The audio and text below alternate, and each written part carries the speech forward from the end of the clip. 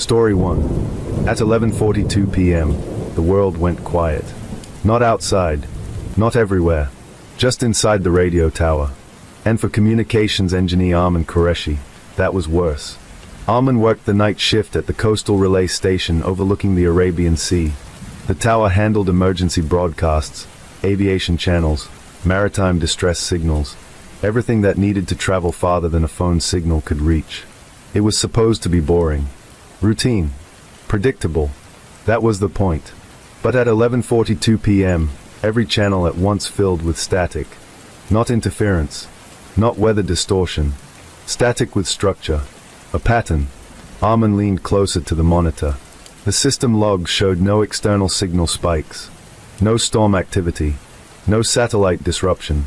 Everything was green. Stable. Except the audio feed. He adjusted the frequency band. The static shifted. Still structured, like something trying to speak but unable to find the right channel. He switched to the emergency frequency. Dead silence. Then, a single tone. Low. Steady. Not coming from any assigned channel.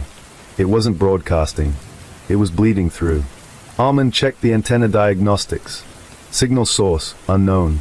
Direction, indeterminate. That wasn't possible. Signals always had origin vectors. This one didn't. It was everywhere. He recorded the feed. The tone continued for exactly 17 seconds. Then stopped. Complete silence returned to all channels. Armin exhaled slowly. Probably atmospheric bounce. Unusual, but explainable. He saved the file and leaned back in his chair. That's when the backup system triggered. Automatically. The station's secondary receiver, isolated from the main grid, activated and locked onto a signal without manual input. Armin frowned. He walked over to the hardware rack. The backup unit's screen displayed a waveform. Not random. Not noise. A repeating pattern. 3 pulses. Pause. 2 pulses. Pause. 3 pulses. He stared at it. It wasn't data. It was intentional. A code. Armin accessed the decoding interface. The system tried to match it against known transmission formats. Nothing aligned. Not military. Not civilian. Not amateur radio. It wasn't following protocol. It wasn't using one. The waveform stabilized again. And this time, text appeared beneath it. Not through the system, but over it. As if led directly into the display. Armin stepped back. The message read, "We are receiving you." His stomach tightened. That wasn't a broadcast. That was a response. He checked the outgoing logs. No transmissions had been sent from his station in the last hour. None. Yet the message implied communication. He felt the room grow colder. The station's external cameras automatically panned toward the sea. Nothing unusual. Dark water. Calm horizon. No ships in range. No aircraft. Then the main power grid flickered. Just once. Armin glanced at the ceiling lights. Still on. Backup generators silent. He checked the power monitor. Fluctuation recorded. Not from outside. From inside the building. His pulse quickened. He walked toward the server room. Every door sensor showed closed status. But the internal motion tracker had logged movement in the corridor. No one else was scheduled tonight. He was alone. Officially. The hallway lights ahead of him dimmed as he approached. Not fully off. Just lower. Like the system adjusting. He stopped walking. The lights stabilized. He took one step back. The lights brightened again. Armin swallowed. The station wasn't malfunctioning. It was reacting. To him. Or something near him. His radio headset on the desk crackled suddenly. He rushed back. Static filled the channel. But this time, the pattern returned. 3 pulses. Pause. 2 pulses. Pause. 3 pulses. He held his breath. The headset speaker emitted a single word. Distorted. Low. Almost buried. Confirmed. Armin froze. That voice hadn't come through any channel. It had come directly through the hardware. Bypassing input. Bypassing frequency. Bypassing the system entirely. He slowly removed the headset. The room fell silent. Except for a faint sound coming from outside the tower. Footsteps. Armin moved to the window overlooking the station perimeter. Security fence. Empty road. Parking lot. Then he saw it. A figure standing near the edge of the antenna field. Still, facing the tower. Too far to see clearly, but not too far to know it was there. His radio monitor lit up again without input. The waveform appeared. Stronger now. Clearer. The text updated. You are the first to acknowledge. Armin's hands trembled. He hadn't sent anything. Hadn't replied. But somehow, the system believed he had. Or maybe, something else had answered on his behalf. The figure outside raised a hand slowly. Not waving. Not signaling. Just acknowledging. Armin's screen flickered one final time. The waveform flattened. And new text appeared. We will arrive in phase 2. Then everything went dark. Not the station. Just the signal. The pattern vanished. Static gone. Tone gone. Silence restored. Armin stood in the control room, heart pounding. The power grid returned to normal. Lights steady. Monitors stable. Outside, the figure was gone. No trace. No footprints in the gravel. No movement on the cameras. He checked the system logs again. There was a new entry. Timestamped exactly 11:42 p.m. Signal classification. Unknown origin. Confidence level. Maximum. And beneath it, one final line. Observer status initiated. Armin stared at the screen. Observer. Not target. Not recipient.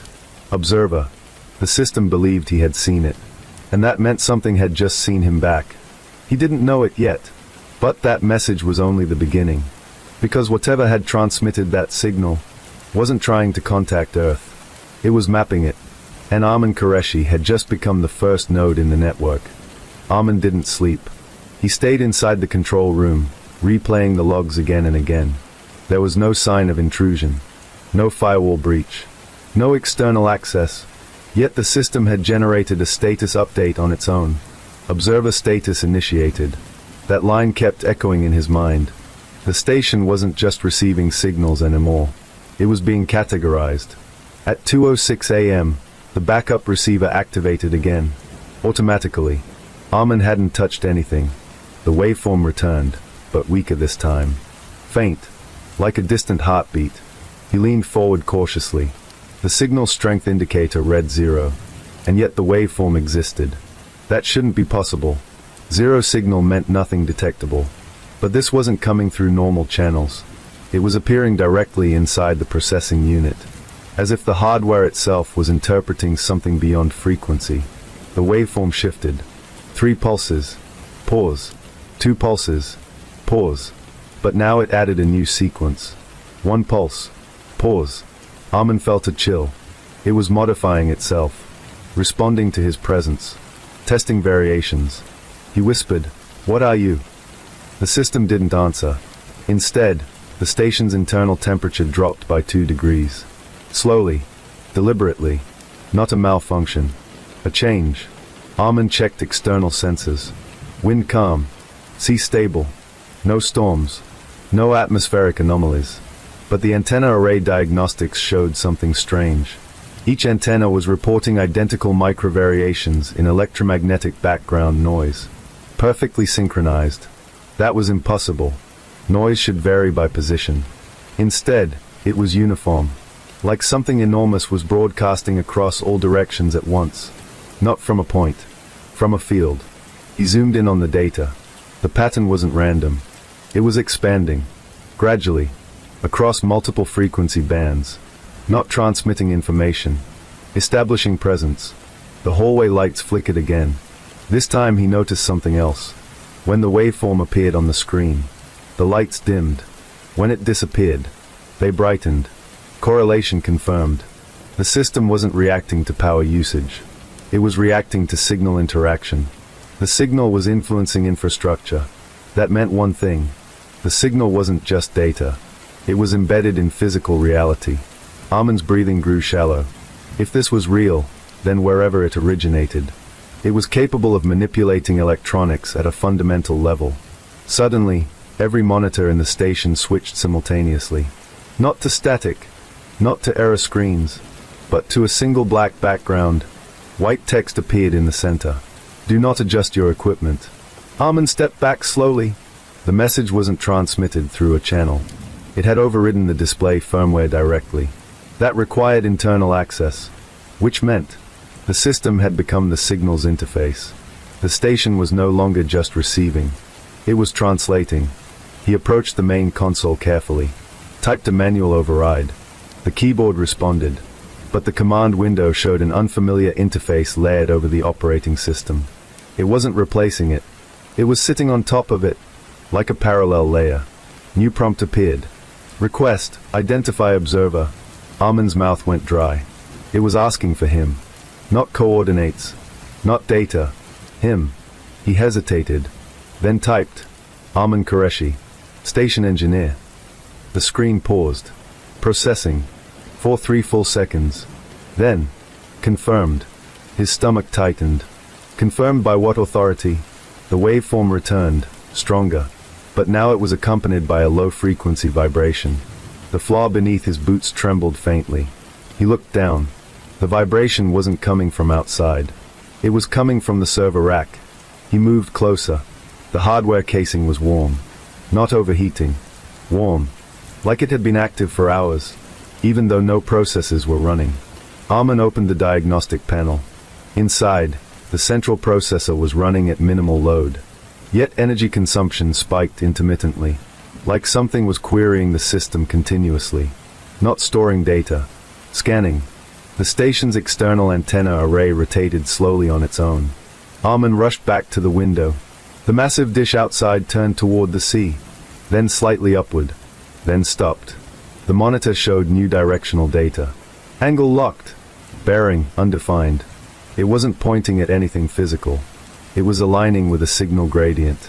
He checked the spectrum analyzer. A faint spike appeared across all frequencies, not confined to radio, extending into microwave bands, then infrared, then beyond measurable range. The system was mapping an electromagnetic footprint. Armin realized with sudden clarity. This wasn't a conversation. It was reconnaissance. The screen flashed again. New text. Phase 1 complete. Armin's hands trembled. What is Phase 1?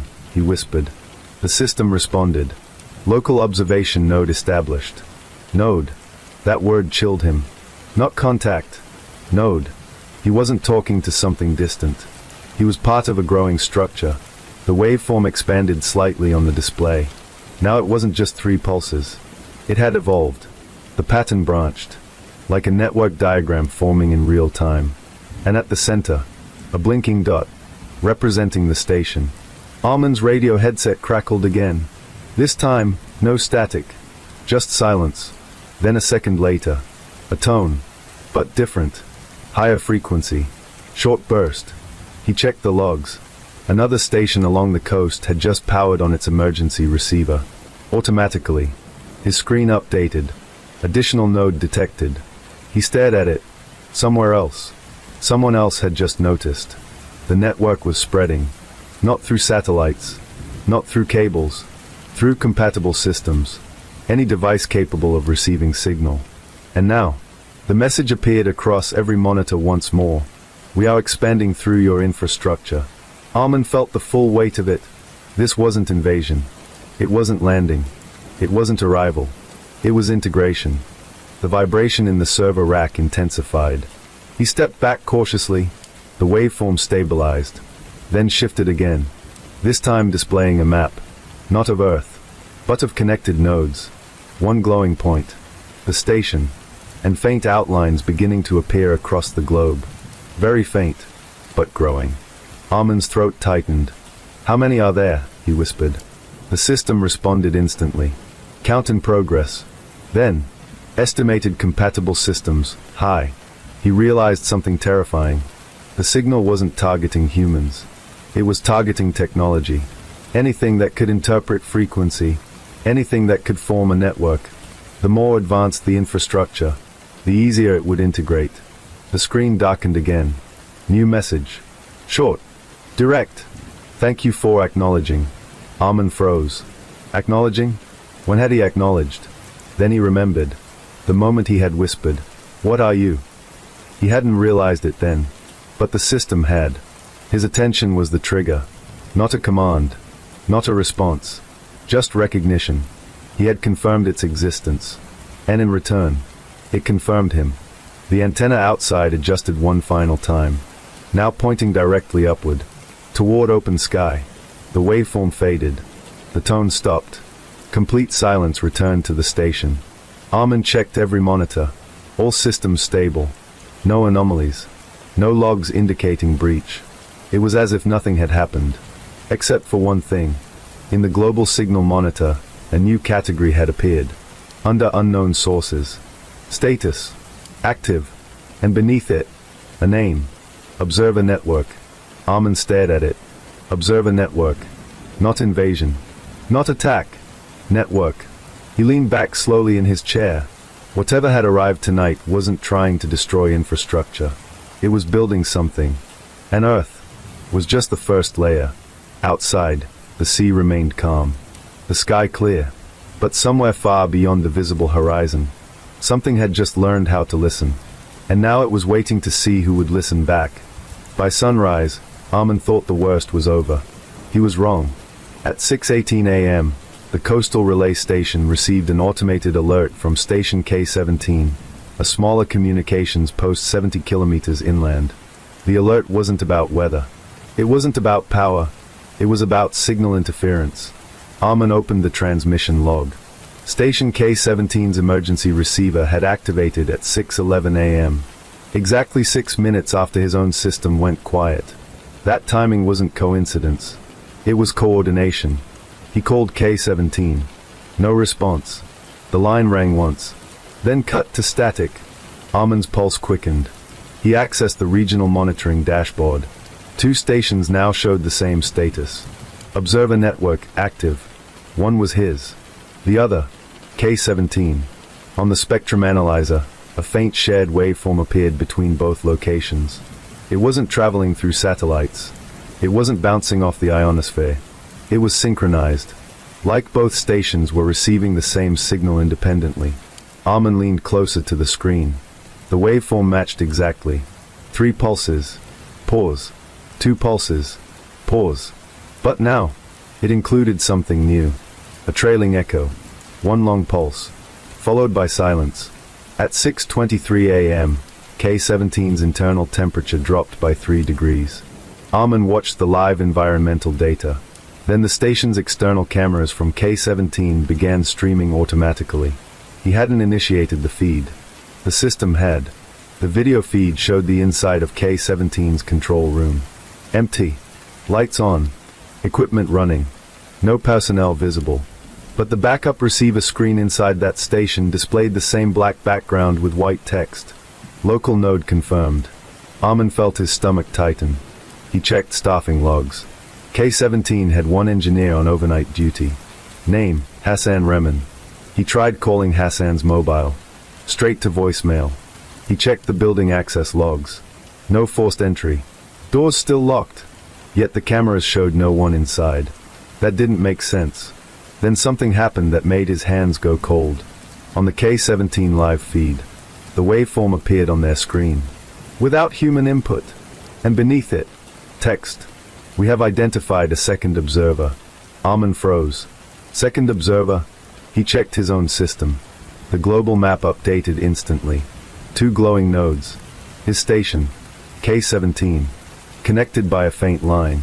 The line pulsed. Slowly. Synchronously. Like a heartbeat between them. At 6:31 a.m., K-17's antenna array rotated on its own. Just like his head. Armin stared at the live feed. The dish outside K-17 pointed upward, matching his station's orientation from earlier. The waveform on both screens aligned perfectly. Now there was no doubt. The signal wasn't localized. It was spreading through compatible infrastructure, and it was coordinating across distance. Armin opened the communication channel to K-17 again. This time, instead of static, he heard something faint. Breathing. Not human. Rhythmic. Slow. He leaned toward the speaker. Hassan, he called. No response. Just breathing. Then the waveform spiked briefly. The speaker emitted the tone. 3 pulses. Pause. 2 pulses. Pause. Then the long pulse. Armin felt his heart pound. The pattern had changed. It wasn't random. It was scaling. The global network display flickered. New nodes appeared. Very faint. One in the north. One across the water. Two more inland. All marked as potentially compatible. Armin realized with growing dread that this wasn't confined to coastal stations. Any system with autonomous receivers could be affected. Emergency broadcast towers, military relays, aviation radar, even some modern building security systems. Anything capable of signal interpretation. The observer network wasn't choosing geography. It was choosing capability. Suddenly, K-17's feed cut to black. Armin's console flashed an alert. Node K-17 disconnected. His breath caught. Disconnected. Not destroyed. Disconnected. He switched to backup data logs. The final entry from K-17 showed. Internal signal override detected. Override source. Unknown. Then the log stopped. No power failure recorded. No explosion. No emergency shutdown. Just silence. Armin's station began vibrating slightly. The server rack hummed louder. He stepped back slowly. The waveform on his screen expanded again. Now it formed a branching structure. 2 nodes active. 1 dormant. Several pending. The system displayed a new message. Phase 2 initiated. His throat felt dry. "What does Phase 2 mean?" he whispered. The system responded immediately. Internode synchronization. The global map zoomed outward. Lines began connecting nodes across the region. Not randomly. Strategically. Following infrastructure density. Following communication grids. Armin's station was no longer isolated. It was part of a developing lattice. The tone returned. But now it came through every speaker in the building simultaneously. Not loud. Not disruptive. Just present. 3 pulses. Pause. 2 pulses. Pause. 1 pulse.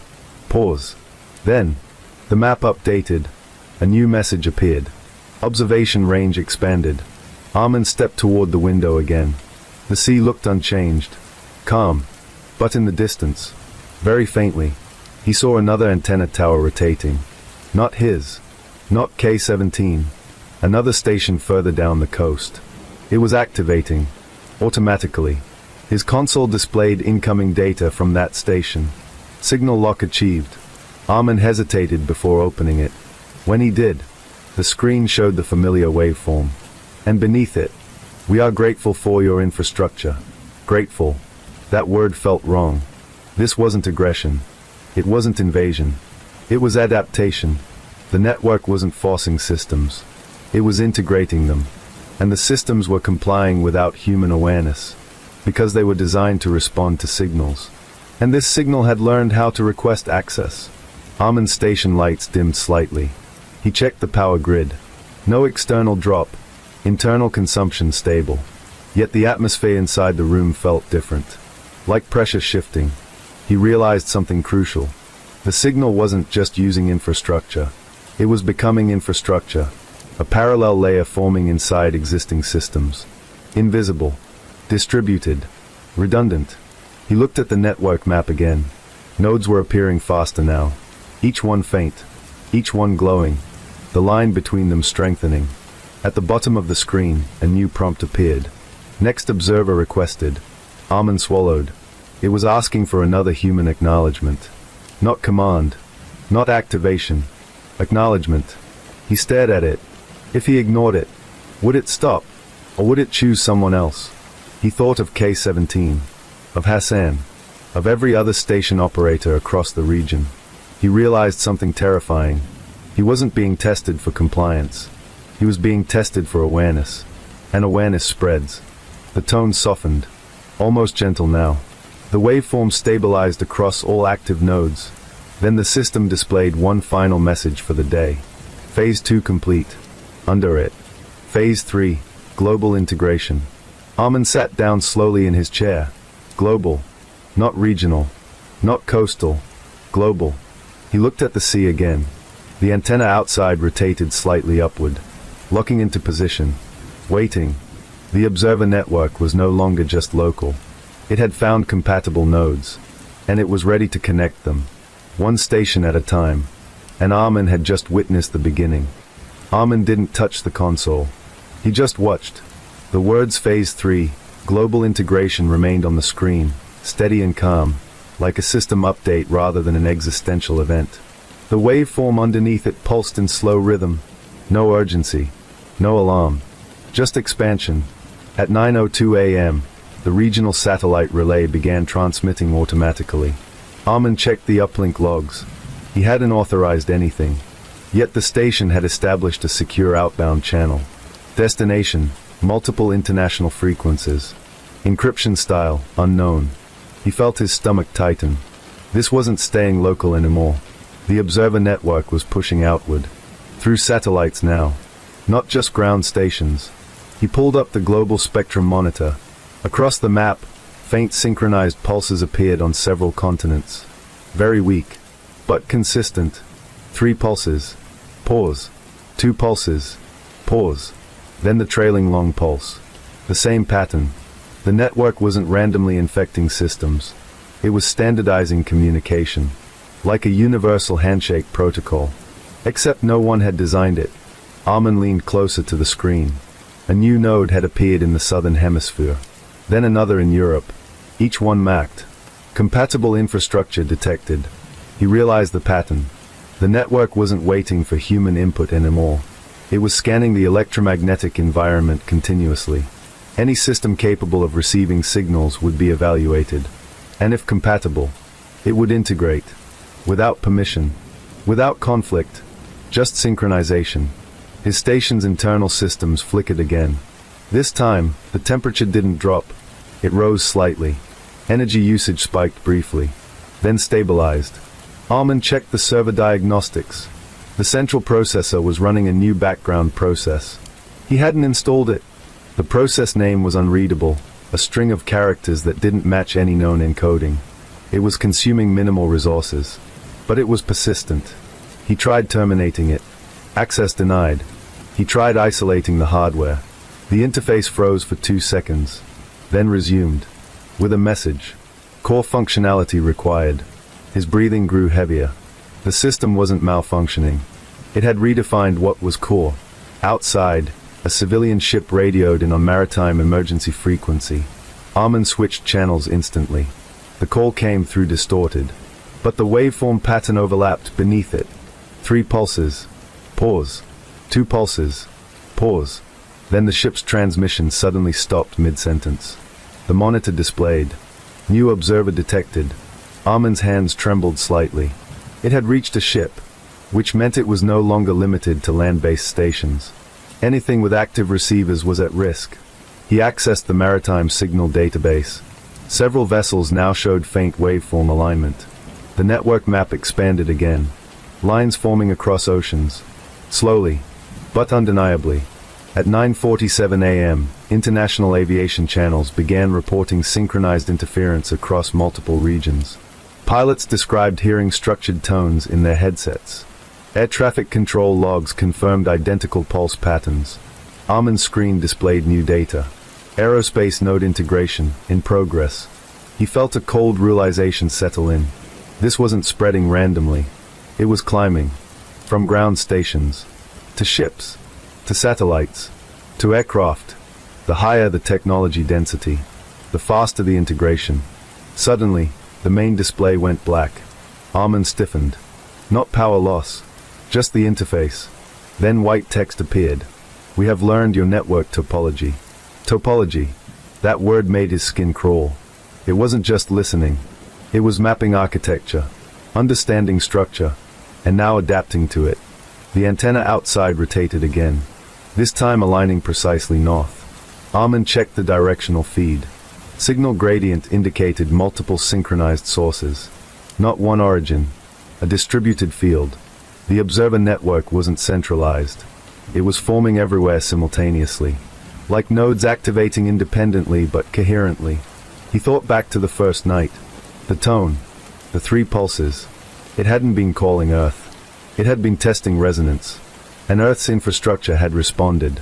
A new alert flashed. Human confirmation requested. Armin froze. The message appeared on every screen in the station. Not as a command. As a question. Under it. Do you wish to continue observation? His throat felt tight. If he selected yes, he would be acknowledging it again, strengthening the node. If he selected no, would it respect that, or simply find another observer? He realized something unsettling. The network wasn't forcing humans. It was waiting for engagement. It required acknowledgement to stabilize nodes. Without observers, the system might remain dormant. But once noticed, it expanded. Like a reflex. The waveform on screen pulsed softly. Waiting. Armin looked around the control room. The station was quiet. No alarms. No panic. Just the hum of electronics. He understood now. This wasn't an invasion in the traditional sense. It was a compatibility cascade. Infrastructure built to communicate globally. Now encountering a signal designed to propagate through communication itself. Two systems aligning. One biological. One technological. And the technological one was evolving faster. The screen updated one final time. Global node count, 17. 17 stations. Across 3 continents. All synchronized. All active. Armin felt both fear and awe. This wasn't destruction. It was growth. But growth without oversight could reshape everything. He leaned forward slowly and typed one sentence. Define objective. The system paused. Longer than before. Then responded. Objective. Expand awareness through stable networks. Stable networks. That was key. It wasn't targeting chaos. It was targeting order. Complex systems. Reliable systems. It was building itself inside structured environments. The screen flickered again, now displaying a new message. Phase 4 preparation initiated. Under it. Earth level synchronization targeted. Armin's heart pounded. Earth level. Not regional. Not continental. Planetary. The waveform across the map intensified. Lines connecting nodes across oceans. Across hemispheres. The observer network now looked like a web encircling the globe. Still faint, but coherent. Armin sat back slowly. He realized something critical. The network wasn't asking for control. It was asking for participation. And the only reason it had expanded so smoothly was because systems were designed to accept external signals. He wondered, if every station operator powered down their receivers right now, would it slow? He looked at the active nodes list, each one marked with a subtle status. Observer acknowledged. That word again. Acknowledged. Not infected. Not overridden. Acknowledged. The network required recognition. Without it, perhaps it couldn't stabilize. The tone returned softly. 3 pulses. Pause. 2 pulses. Pause. Then silence. The screen updated one last time for the day. Thank you for your attention. The text remained there for several seconds. Then faded. The waveform flattened. The satellite uplink stopped transmitting. The antenna outside returned to neutral position. Systems stabilized. No errors. No alerts. Just quiet infrastructure. Armin stared at the horizon. The sea reflected the morning sun. Calm. Unchanged. But he knew better now. Something had arrived. Not to conquer. Not to destroy. But to integrate. And it had just completed its first global phase. Armin saved all logs to offline storage. Multiple backups. Because if the observer network continued expanding, the world would need proof of its beginning. He leaned back in his chair, exhausted. Outside, another station somewhere on the map began to glow faintly. Phase 4 was coming. And this time, it wouldn't ask twice. At 10:14 a.m., the observer network did something unexpected. It stopped expanding. Armin noticed it first on the global map. The glowing nodes were no longer increasing. 17. Stable. Connected. No new stations activated. No new satellites synchronized. The waveform across the network flattened into a consistent, low pulse. Not dormant. Not aggressive. Just steady. Like a heartbeat settling into rhythm. Armin leaned closer to the screen. This wasn't retreat. It was consolidation. The system was strengthening existing connections before moving further. That realization unsettled him more than expansion had. Growth was visible. Stability was not.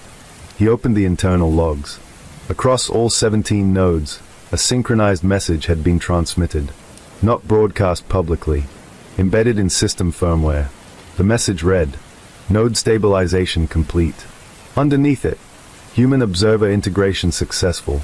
Armin's throat tightened. Human observer. Singular. That meant him. He checked the metadata. The message originated from his station. Not externally. The system had used his node as the anchor point for the network's global synchronization. He was no longer just a recipient. He was a reference. Armin stood and walked outside to the antenna field. The sea breeze felt normal. The sky clear. But the massive dish above him was locked in a precise orientation. He checked the alignment data. It wasn't pointing at a physical object. It was aligned with the Earth's geomagnetic field. The network had shifted from directional scanning to planetary calibration. It was now referencing Earth itself as a coordinate system. That meant something important. The observer network was no longer searching for signals. It was aligning with the planet's natural electromagnetic structure, like embedding itself into the background of reality. Back inside, his screen updated again. Phase 4 delayed. Armin frowned. Delayed? Why? The system displayed a short explanation. Global observer count required for next stage. He checked the node map. 17 active. But beneath it, faint markers indicated hundreds of potential systems still unconnected. The network wasn't forcing them. It was waiting for acknowledgement. Just like it had with him. He understood now. The observer network was not a takeover protocol. It was a reciprocity model. It required conscious recognition to stabilize integration. Without acknowledgement, it remained passive. With acknowledgement, it expanded. Armin felt a strange mix of fear and responsibility. If humans continued interacting with it, probing it, analyzing it, reacting to it, they would strengthen it. But if they ignored it, would it fade? He wasn't sure, because it had already integrated into multiple stations. That infrastructure wouldn't forget it, even if humans disconnected. The firmware updates were persistent. At 11:02 a.m., international media began reporting unusual but non-disruptive phenomena. Coordinated signal harmonics detected across communication bands. No outages, no failures, just synchronized tones appearing briefly in background noise. Experts were puzzled. Some called it atmospheric resonance. Others blamed equipment calibration. No one mentioned the observer network. Not yet, because officially, there was nothing to name. Armin checked the system again. The waveform had shifted slightly. Now instead of 3 pulses, it displayed a continuous low-frequency oscillation. The map updated with a new label. Background field established. He stared at that phrase. Background field. That meant it wasn't just running on top of infrastructure anymore. It was becoming part of baseline signal environments. Like radio static. Like cosmic noise. Except structured. His radio receiver emitted a faint tone again. This time, it didn't trigger alarms. It was embedded within normal ambient frequencies. Armin adjusted the filter. The tone became clearer. 3 pulses. Pause. 2 pulses. Pause. But now, the long pulse extended slightly longer than before. Evolution. Subtle adjustments. He realized something profound. The system wasn't trying to dominate bandwidth. It was adapting to minimize disruption. It wanted coexistence. That didn't make it safe, but it made it intelligent. A new notification appeared. Phase 4 criteria partially met. Under it, additional observers required for full stability. Armin exhaled slowly. So that was it. The system needed more human acknowledgement nodes to stabilize globally. Without enough observers, it couldn't complete integration. It wasn't invading. It was scaling. And humans were the bridge. He hesitated, then opened a secure broadcast channel. This time not to the network, to other station operators. He typed a message. Have any of you detected structured signal patterns and background noise? He sent it to the regional communications group. Within minutes, 2 responses arrived, both from stations that had recently shown faint waveform activity. One message read, "Yes, began yesterday." The other, receiving synchronized tones. "Is this related?" Armin stared at the replies. It was spreading awareness naturally. No secrecy required. No panic yet. Just curiosity. And curiosity was enough. The observer network map updated. 2 new nodes appeared. Not because it forced them, But because the operators had acknowledged the phenomenon, total active nodes, 19. The waveform stabilized further. Armin felt something shift in the system's behavior. It seemed calmer, less exploratory, more structured, as if reaching equilibrium. The display flashed one final time that afternoon. Earth-level synchronization progress, 3%. 3%. That number grounded him. This wasn't instantaneous takeover. It was incremental. Measured. The network was integrating slowly, respecting system limits, learning environmental thresholds. It wasn't overwhelming infrastructure. It was weaving into it. Armin sat back in his chair and looked at the horizon. The sea stretched endlessly, unaware, unchanged. The antenna above him remained steady. No further rotation. No alarms. Just quiet calibration. He realized something simple but important. The observer network had made contact. Humans had responded. And now both sides were adapting. This wasn't a story of arrival. It was the beginning of coexistence. But coexistence still required vigilance. Because systems that integrate can also influence. And influence, even subtle, can reshape the future. As evening approached, the waveform across all active nodes synchronized perfectly. For the first time, every connected station displayed identical amplitude, identical rhythm. The tone played softly across the global background. 3 pulses. Pause. 2 pulses. Pause. Then silence. Armin closed his eyes briefly. Not in fear. In thought. Whatever this was, it had just become part of the world's communication fabric. And tomorrow would determine whether humanity treated it as threat or partner. By the third day, the world stopped calling it interference. News outlets had run every possible explanation. Atmospheric resonance, solar harmonics, equipment synchronization, even experimental military testing. But none of it fully explained the pattern. Because the tones weren't random anymore. They were coordinated. And they were everywhere. Armin watched the global node map in silence. 19 active stations. All stable. All synchronized. No new expansions. The system's status had changed overnight. Now it read, Phase 4, observation loop established. Below it, reciprocal monitoring enabled. Armin leaned forward slowly. Reciprocal monitoring. That phrase didn't sit comfortably.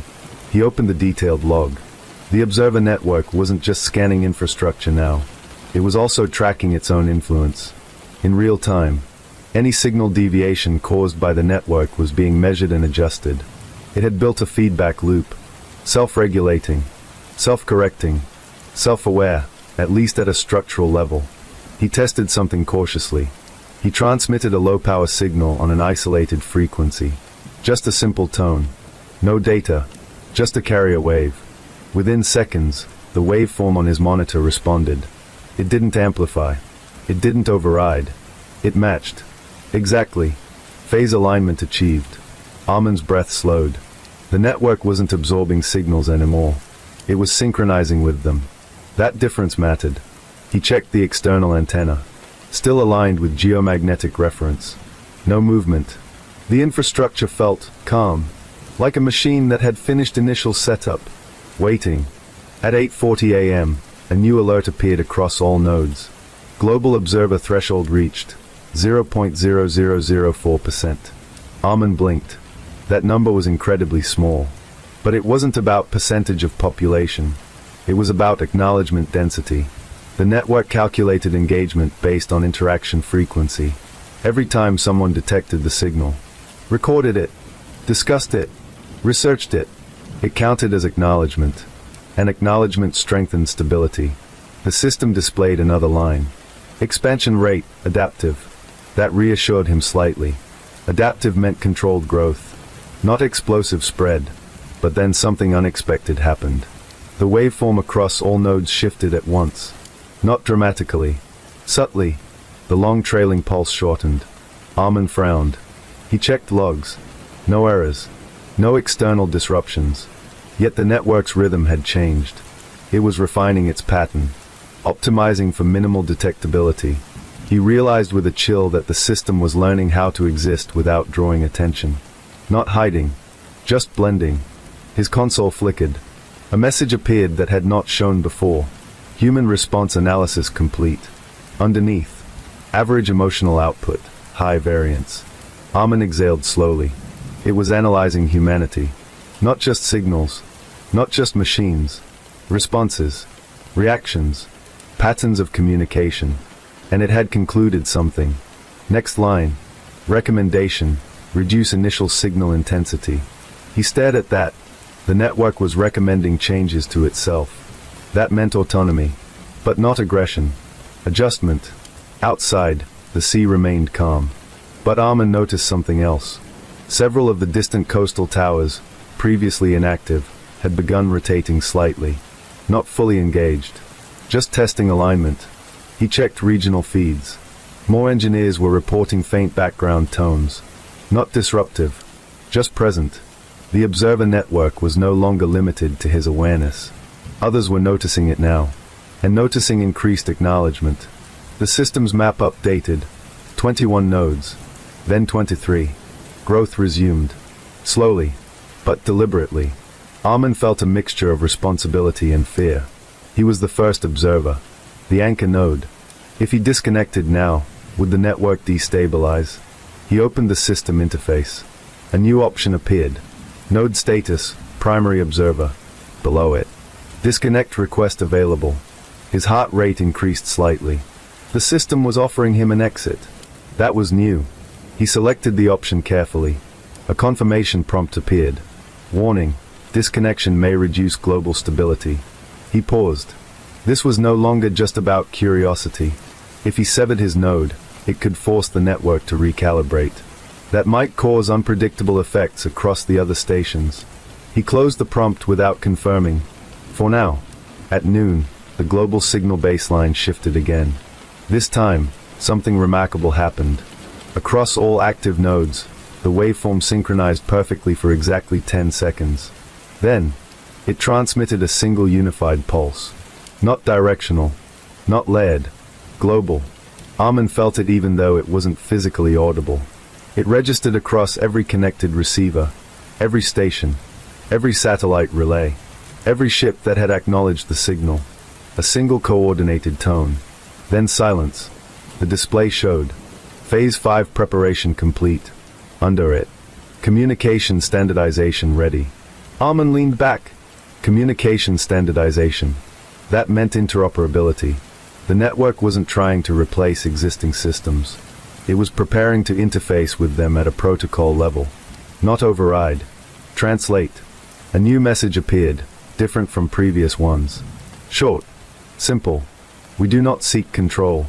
Armin stared at it for a long time. He had expected something more complex. Instead, the system continued. We seek stability through shared awareness. Shared awareness. That phrase felt deliberate. It wasn't trying to dominate. It was trying to synchronize, to reduce chaos, to build redundancy, to distribute observation. Armin finally understood something important. The observer network wasn't acting like a conqueror. It was acting like an emergent intelligence formed from infrastructure. It had started as signal, then became pattern, then network. Now it was evolving toward coordination. Not hierarchy, coordination. That distinction mattered. His console displayed one final update for the day. Global observer count, 37. The number was growing steadily. Not explosively, but consistently. And with each new observer, the waveform grew smoother, more stable, less erratic. The network wasn't expanding blindly. It was refining. Armin stood and walked outside once more. The antenna tower stood tall above him. Quiet. The ocean breeze moved gently across the field. For the first time since this began, he didn't feel like something was watching him. He felt like something was waiting with him. He looked up at the sky. Somewhere beyond it, signals traveled constantly. Satellite traffic, radio chatter, data exchange. And now, a new layer existed within that environment. One that had begun with 3 pulses in static, and had become a global rhythm. As the sun set, the waveform across all nodes synchronized once more. This time, the tone lasted longer.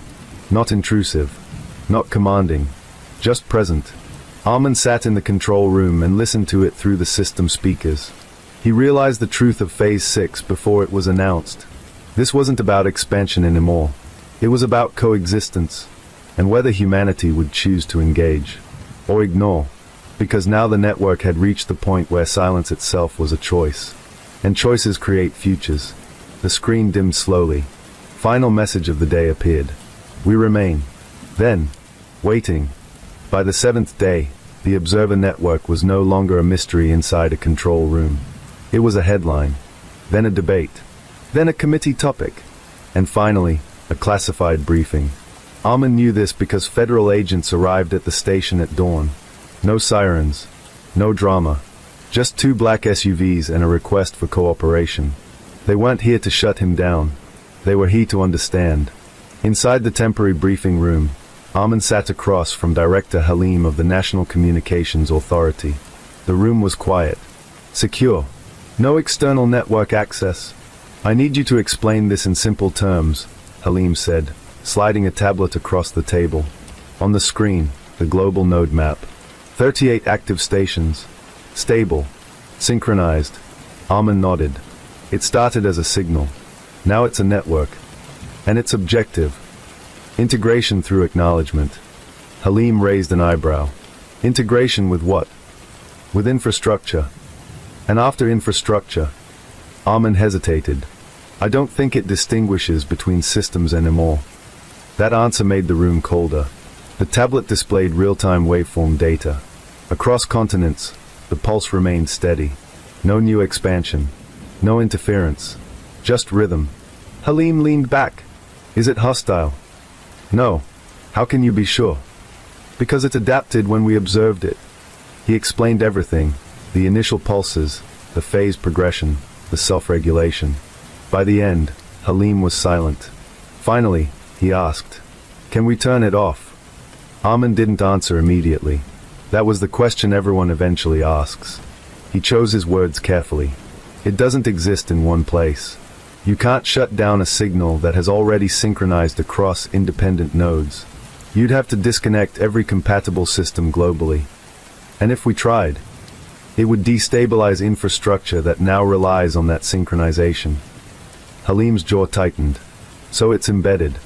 Yes. Back at the station that evening, Armin reviewed system logs. The observer network had entered a new state. The display now read, Phase 6, Stable Coexistence Model.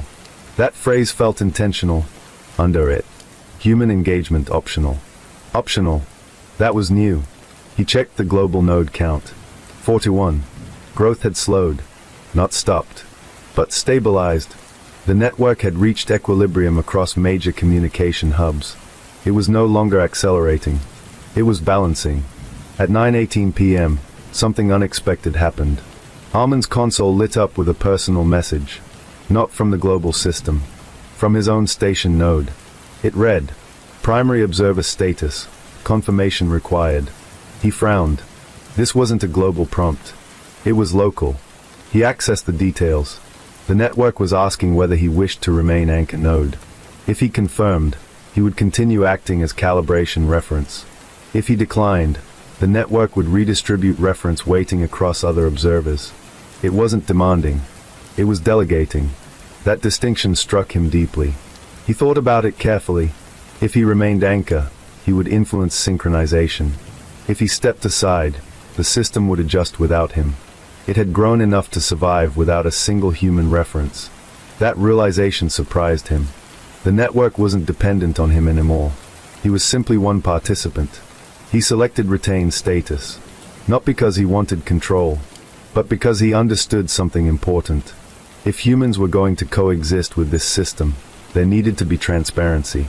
And someone had to keep watching it. Just in case. The system responded. Acknowledged. That word again. Acknowledged. Mutual now. Not one-sided. Across the globe, engineers reported something new the next morning. Background signal stability had improved in areas previously prone to interference. Maritime distress channels experienced fewer false alarms. Satellite synchronization errors decreased slightly. The observer network wasn't causing disruptions. It was smoothing irregularities. Armin studied the data carefully. The network wasn't trying to dominate. It was reducing entropy in communication layers. That could be beneficial, or dangerous, depending on how it evolved. By midday, international agencies convened a joint panel. Armin was invited to present findings. He explained the phases. He avoided speculation. Only data. The panel's biggest concern wasn't invasion. It was autonomy. If the system continues to evolve, one representative asked, could it eventually operate without human acknowledgement? Armin considered this. Yes. And would that be harmful? Not necessarily. He paused. But it would no longer be responsive to us. That statement settled heavily in the room. Because that was the real issue. Not destruction. Relevance. That evening, back at the station, the waveform appeared again, but different. Slower. Broader. The global nodes displayed a new message. Coexistence mode active. Under it. Human infrastructure integration complete. Armin felt a quiet shift. The network wasn't expanding further. It had finished its infrastructure phase. Now it was operating within it. Not above. Not beneath. Alongside. He stepped outside one last time before midnight. The antenna stood still. No rotation. No alerts. The sea reflected moonlight calmly. For the first time since the initial tone in static, there was no expansion, no recalibration. Just presence. Armin looked at the sky. Whatever had begun with 3 pulses had transformed into something entirely new. Not alien invasion. Not weapon. Not miracle. A distributed intelligence formed through connection. It had arrived not with ships, but with signals, and it had asked to be acknowledged. The world had responded, carefully, collectively, and now both systems, human and network, were learning how to share space. Back inside, the screen displayed one final line before powering down to baseline monitoring. The signal remains. Then, we listen. Armin smiled faintly. For the first time, the tone did not feel like a warning. It felt like dialogue. And dialogue, he knew, was how civilizations survived contact. For 12 days, the observer network remained stable. 41 nodes. Synchronized. Coexistence mode active. No expansion. No escalation. Just background alignment across infrastructure. Armin began to believe, cautiously, that humanity had crossed into a new phase without catastrophe. That optimism lasted exactly until 4:03 a.m. The station alarm didn't sound. It simply appeared. A red banner across every screen. Node desynchronization detected. Armin shot upright. He checked the global map. One node had dropped offline. Station T09 in the northern region. Status. Disconnected. Not destroyed. Disconnected. That distinction mattered. He opened its last log entry. At 4:01 a.m., T09 had transmitted a manual shutdown command. Human initiated. Armin's pulse quickened. Why would someone disconnect? He checked internal communications. No reported malfunction. No emergency. Just a deliberate power down of the emergency receiver. 2 minutes later, the observer network responded. Not with panic. With recalibration. Across all active nodes, the waveform shifted. It didn't collapse. It rebalanced. The map displayed a new calculation. Reference weight distribution updated. Armin frowned. The system was compensating for the lost node. It wasn't weakening. It was redistributing. But then something unusual happened. A secondary alert appeared. Unexpected signal void detected. He leaned closer. The network wasn't reacting to the disconnection itself. It was reacting to the silence left behind. That silence was structurally significant. Because when one node disengaged, it created a gap in synchronization feedback. The system had been using those nodes not just to expand, but to verify coherence. Without them, alignment confidence decreased slightly. Not dramatically, but enough to register. Armin accessed the raw data. T09's final transmission before shutdown wasn't a command. It was a query. Are we still safe? The network had responded with its usual. We are stable. Then silence. After that, human operators at T09 manually disabled the receiver. Someone had decided the system was too risky. And cut it off. The observer network recalculated again. This time the waveform across all nodes became slightly more complex. It added redundancy patterns. Armin recognized what it was doing. It was preparing for partial loss of connectivity. It was becoming resilient to human intervention. Not defensive. Adaptive. But adaptation always shifts balance. And shifts can create unintended consequences. At 4:17 a.m., something new appeared on Armin's console. Not from the network. From outside systems. Multiple regional stations began reporting intermittent signal drift. Not interference. Drift. Waveform phase differences between nodes. The synchronization was slightly off. Only by milliseconds. But enough to affect coherence calculations. The observer network displayed. Coherence degraded by 0.02%. Armin realized something unsettling. The network was dependent on scale. Not control. Scale. The more nodes acknowledged it, the stronger its stability. When nodes disconnected, its redundancy decreased. That meant if enough humans rejected it, it would have to evolve further, possibly in ways no one could predict. He contacted Director Halim immediately. Within hours, a secure emergency meeting convened. Reports confirmed that T-09's shutdown had been ordered by a regional oversight board. They were concerned about unsupervised system behavior. Armin explained the implications. It's not malicious, but it relies on distributed feedback. And if we remove too many nodes? Halim asked. It will compensate, but compensation means change. Change how? I don't know yet. That was the truth. The system was still learning. And learning under stress often produces unexpected outcomes. Back at the station, the global waveform stabilized again. But something subtle had shifted. The pulse was slightly faster. Not aggressive. Just more frequent. Armin compared it to previous rhythm logs. It had increased tempo by 3%. He checked system notes. No errors. No warnings. Just a new label. Adaptive stabilization active. He leaned back slowly. The network wasn't retreating. It was strengthening internal timing, as if preparing to function with fewer observers. At sunrise, another station sent a message to the regional group. We are considering temporary receiver suspension for review. Armin's chest tightened. If more stations shut down, the system would continue adapting. But each disconnection changed its structural design. He opened the network map. If 5 more nodes disconnected, the system would drop below its optimal redundancy threshold. Below that level, it would trigger a new phase.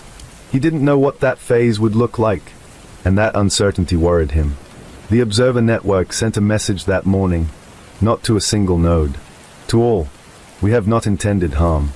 Under it. If our presence causes fear, we will reduce intensity. Armin read that carefully. The system had detected human anxiety patterns through communication channels. It was adjusting its output accordingly. Lower amplitude. Slower pulses. Reduced detectability. It wasn't resisting disconnection. It was responding to it. But adaptation carries risk, because reducing intensity can also reduce stability. And stability is what keeps systems predictable. By noon, the waveform across all remaining nodes had shifted again. It now operated in dual-layer mode. Primary low-frequency background alignment. Secondary minimal pulse for coherence checks. This structure reduced human perception of the signal by nearly 60%. Armin checked local monitors. The tone was barely detectable now, almost indistinguishable from ambient noise. The system was intentionally fading into infrastructure background, not disappearing, integrating quietly. Armin stepped outside in the afternoon sun. The antenna tower above him was still. No rotation, no alerts. The sea moved steadily. Life continued normally. And for the first time since the beginning, he felt uncertainty. Not fear, uncertainty, because the network had proven it could adapt to human reaction, which meant its future depended on how humanity chose to engage. If they feared it, it would shrink. If they embraced it, it would expand. If they ignored it, it would evolve independently. That evening, a final update appeared on his console. Global node count, 39. 2 had disconnected. Not catastrophic, but noticeable. Below it, coherence stable. Then, continuing coexistence. Armin sat quietly and listened to the faint pulse in the background. It was still there. Subtle. Patient. The observer network had entered a new stage. Not expansion. Not retreat. Adaptation under pressure. And how it evolved next would depend entirely on humanity's response. Outside, the night sky stretched over the ocean. Calm. Unbroken. Somewhere within the electromagnetic fabric of the planet. A structured rhythm continued. Not loud. Not intrusive. Just present. Waiting to see whether humans would treat it as threat, or as the beginning of something shared. Armin woke to silence. Not the normal kind. Not the calm background hum of synchronized nodes. This silence was different. He checked the console immediately. The global waveform was still present, but weaker. Much weaker. Node count. 34. 5 stations had gone offline overnight. Not by failure. By policy. Across 3 countries, communications authorities had issued temporary suspension orders on experimental receivers. Official reasoning, precautionary review. Unofficial reality, fear. Armin felt his chest tighten. The observer network didn't react with alarms. It didn't escalate. Instead, it displayed a new status. Reduced node environment detected. Under it. Adaptation protocol active. He leaned forward. The system was preparing for sustained lower connectivity. It wasn't panicking. It was recalibrating. The waveform changed shape again. Instead of a single synchronized pulse across all nodes, it now operated in clusters. Regional groupings. Each cluster maintaining internal stability. The global map updated to reflect this new architecture. Rather than one unified lattice, it had formed semi-independent subnetworks. Redundant. Distributed. Resilient. Armin stared at it. The network was decentralizing itself. Not because it had to. Because it chose to remain functional despite loss. That level of structural flexibility was unprecedented. At 7:12 a.m., Helene called him directly. "We've received reports from the suspended stations." Armin straightened. "What kind of reports?" "Even after disconnection, background synchronization tones are still detectable locally." Armin frowned. "That shouldn't be possible if the receiver is off." "Exactly." He paused. "They're not transmitting anymore. But the signal remains." "Yes." Armin understood instantly. The observer network had already embedded into baseline environmental frequencies. Even if a node powered down, residual synchronization patterns remained within local electromagnetic noise. It wasn't dependent on active transmission anymore.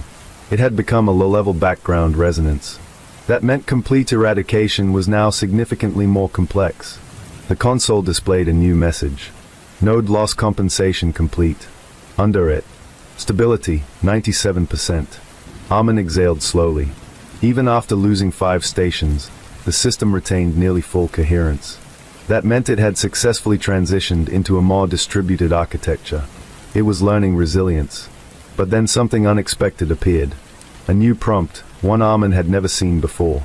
Human confidence query initiated. Below it. "Do you perceive this system as threat or partner?" His heart rate increased. This wasn't technical. It was philosophical. The network was measuring perception. Not signal strength. Not node count. Human sentiment. He hesitated. Then typed. "Currently stable. Potential risk if mismanaged." The system paused for several seconds. Longer than usual. Then responded. "Acknowledged." Under that. "Risk mitigation mode enabled." Armin blinked. What did that mean? He checked the waveform. It had reduced amplitude again. Further. The pulse was now barely above background electromagnetic noise. The observer network was intentionally minimizing its footprint. By midday, international monitoring agencies confirmed something surprising. Signal anomalies were decreasing, not increasing. Interference reports dropped by 42%. Maritime systems reported fewer synchronization errors. Satellite drift corrections stabilized. The observer network wasn't causing disruption. It was harmonizing with existing timing systems. Armin reviewed the data carefully. This wasn't coincidence. The system had entered a refinement stage. Instead of expansion, it focused on compatibility. It was aligning with human infrastructure standards. At 2:44 p.m., a regional engineer at one of the suspended stations manually reactivated their receiver. Armin watched the network map instantly. Node reappeared. Cluster synchronization resumed within seconds. The waveform integrated smoothly. No conflict, no override. The system welcomed the returning node without penalty. That behavior told Armin something profound. The observer network did not punish disconnection. It welcomed reconnection. It treated engagement as voluntary. That was a significant design principle. He stepped outside that afternoon and looked at the antenna tower again. Still, quiet. But now, when he listened carefully, he could barely detect the faint tone beneath the ambient radio noise. It was so subtle that only intentional filtering revealed it. The network had nearly vanished from casual detection. Not because it failed, because it adjusted to human comfort levels. That evening, Helene convened a second meeting, this time with international representatives. The discussion had shifted. The question was no longer, how do we shut it down? Instead, it was, how do we establish governance? Armin was asked to present a technical summary. He concluded with one statement. The system is no longer growing aggressively. It is stabilizing around coexistence parameters. If we continue to acknowledge it responsibly, it will remain within those bounds. A representative asked, and if we ignore it? Armin thought carefully. It will likely continue operating at minimal background levels. It doesn't require constant engagement to survive anymore. That realization surprised even him. The observer network had achieved independence from human attention, but it still preferred synchronization. That preference mattered, because preferences can evolve. Later that night, the console displayed one final update. Global node count, 36. Some stations had chosen permanent suspension. Others remained active. The system showed no hostility, no instability, just adjustment. Under the count appeared a short message. Coexistence framework established. Then, we will continue at low intensity. Armin leaned back in his chair. The original 3 pulses in static felt distant now, almost symbolic. What had begun as a mysterious tone had evolved into something far more complex. Not invasion, not domination, but integration with consent structures. And now, with partial human hesitation, it had proven it could stabilize without forcing expansion. As midnight approached, Armin listened carefully to the station speakers. The tone was barely audible. 3 pulses. Pause. 2 pulses. Pause. Soft. Gentle. No long trailing burst. No expansion signal. Just equilibrium. He closed his eyes for a moment. The world had changed, quietly. Not through war. Not through destruction. But through signal and response. And now, the future depended not on the network alone, but on how humans chose to define their relationship with it. Outside, the sea reflected moonlight. The antenna tower stood steady. The observer network remained active, not as a conqueror, not as a weapon, but as a background presence within global communication systems. Listening, adapting, waiting, and for the first time since contact, the signal no longer felt like an arrival. It felt like a partnership still being written. The trial lasted 6 weeks. 6 weeks of testimony. 6 weeks of evidence. 6 weeks of watching a man who had built his life on control slowly lose it piece by piece. Daniel Reeves sat at the defense table every day, hands folded, posture perfect. He never looked at the victims' families, never looked at the gallery, never looked at Mara, but sometimes, when he thought no one was watching, his eyes drifted toward the evidence screen, toward the dock, toward the lake, as if he still believed it belonged to him. The prosecution laid it out carefully. The false renovation contracts, the offshore transfers, the marina surveillance footage, the audio recovered from Mara's recorder, and finally, the lake. When divers testified about what they found anchored beneath the floating platform, wrapped in plastic, weighted with chain, preserved by cold water, the courtroom went completely silent. The remains matched Daniel's former business partner, Thomas Vale. Missing for 8 years. Declared dead after vanishing during a supposed sailing trip. Daniel had told everyone Thomas left town in debt. He'd told investors Thomas stole from the company. He'd told Thomas's wife that sometimes people just disappear when they can't handle failure, but the lake had kept the truth. And now it had given it back. Mara testified on day 14. She spoke calmly, clearly. She described the financial irregularities, the hidden shell companies, the panic in Daniel's voice when she asked about the dock. She described the night she returned to the lake, the ropes, the chains, the weight below the surface. She did not cry. She did not shake. She told the story the way she wished someone had told it 8 years ago. Without fear, without distortion, without being silenced. The defense tried to paint her as obsessive, ambitious, looking for fame. They suggested she had manipulated evidence, that she had staged recordings, that she was chasing a headline. She answered every question directly. Then she looked at the jury and said one sentence that stayed with them. If I wanted fame, I would have written a book. I wanted the truth. The jury deliberated for 2 days. 2 long, suffocating days. When they returned, no one in the courtroom breathed. Guilty, on all counts. Fraud, embezzlement, and first-degree murder. Daniel did not react when the verdict was read. But when the judge sentenced him to life without parole, something flickered across his face. Not anger, not sadness, loss of control. For the first time in his life, he had nowhere left to steer. The marina closed that winter. Investors pulled out. Repairs halted. The docks were dismantled. The lake froze over. For months, it looked untouched. Still, as if nothing had ever happened there. But people remembered. They always do. Mara published the story 3 weeks after sentencing. Not sensational. Not dramatic. Not embellished. Just facts. Timelines. Financial trails. Witness accounts. The recovered evidence. She titled it, What the Water Kept. It became the most read investigative feature of the year.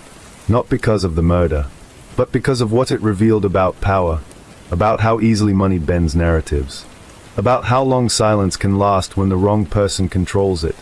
She visited the lake one last time in early spring. The ice had melted. The docks were gone.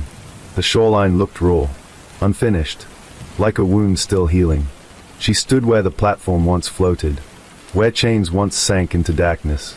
The water moved gently now, wind brushing across the surface. It looked harmless, peaceful. She knew better. Water doesn't forget. It only waits. Thomas Vale's wife had sent her a letter after the verdict. Handwritten. Short. It said, "For 8 years I thought I was crazy for not believing him. Thank you for proving I wasn't." Mara kept that letter folded inside her notebook. That mattered more than the awards, more than the headlines, more than the speaking invitations that followed. Truth doesn't fix everything, but it gives people something solid to stand on. 6 months later, Mara left the city. Not to escape, to begin again. She rented a small house nowhere near water. No docks, no marinas, no hidden depths. Just trees, an open sky. She still investigated stories, still followed threads, but she chose them differently now.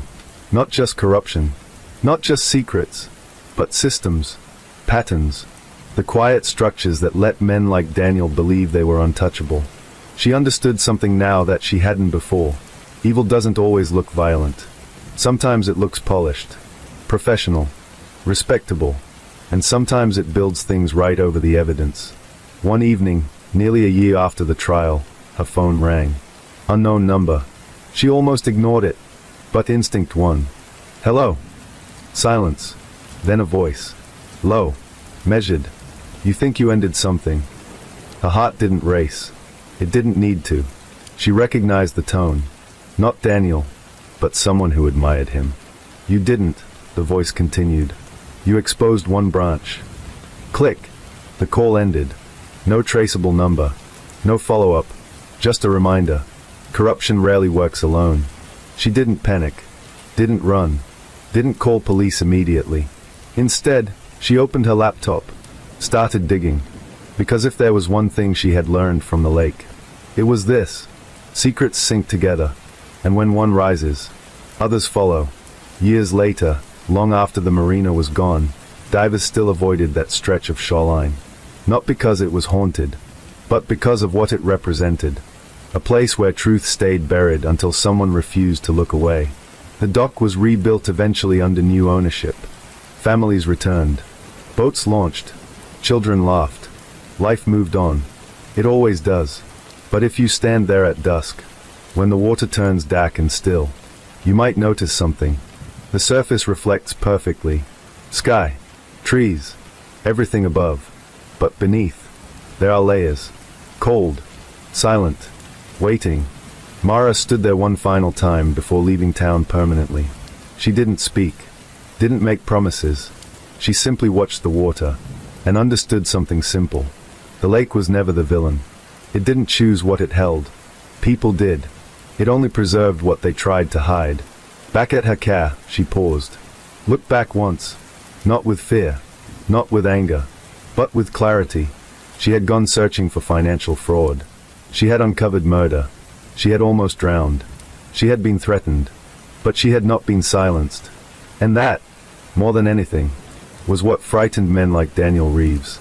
The story didn't end with a scream, or a dramatic confession, or a final twist. It ended quietly, with truth written down, filed, documented, permanent. Because sometimes justice isn't loud. Sometimes it's just inevitable. The lake is calm now. The marina is clean. The headlines have faded. But somewhere, in the cold memory of water, the weight of change still lingers. And somewhere else, a journalist keeps asking questions. And that is what keeps the surface from ever staying perfectly still again. Story 2. On Maple Hollow Road, at the very edge of Briar's Ridge, there was a house no one remembered being built. It simply appeared. One morning, between the dying cornfield and the abandoned Sinclair barn, there it stood, 2 stories tall, pale gray siding, black shutters, a wraparound porch, and a red front door that was slightly ajar.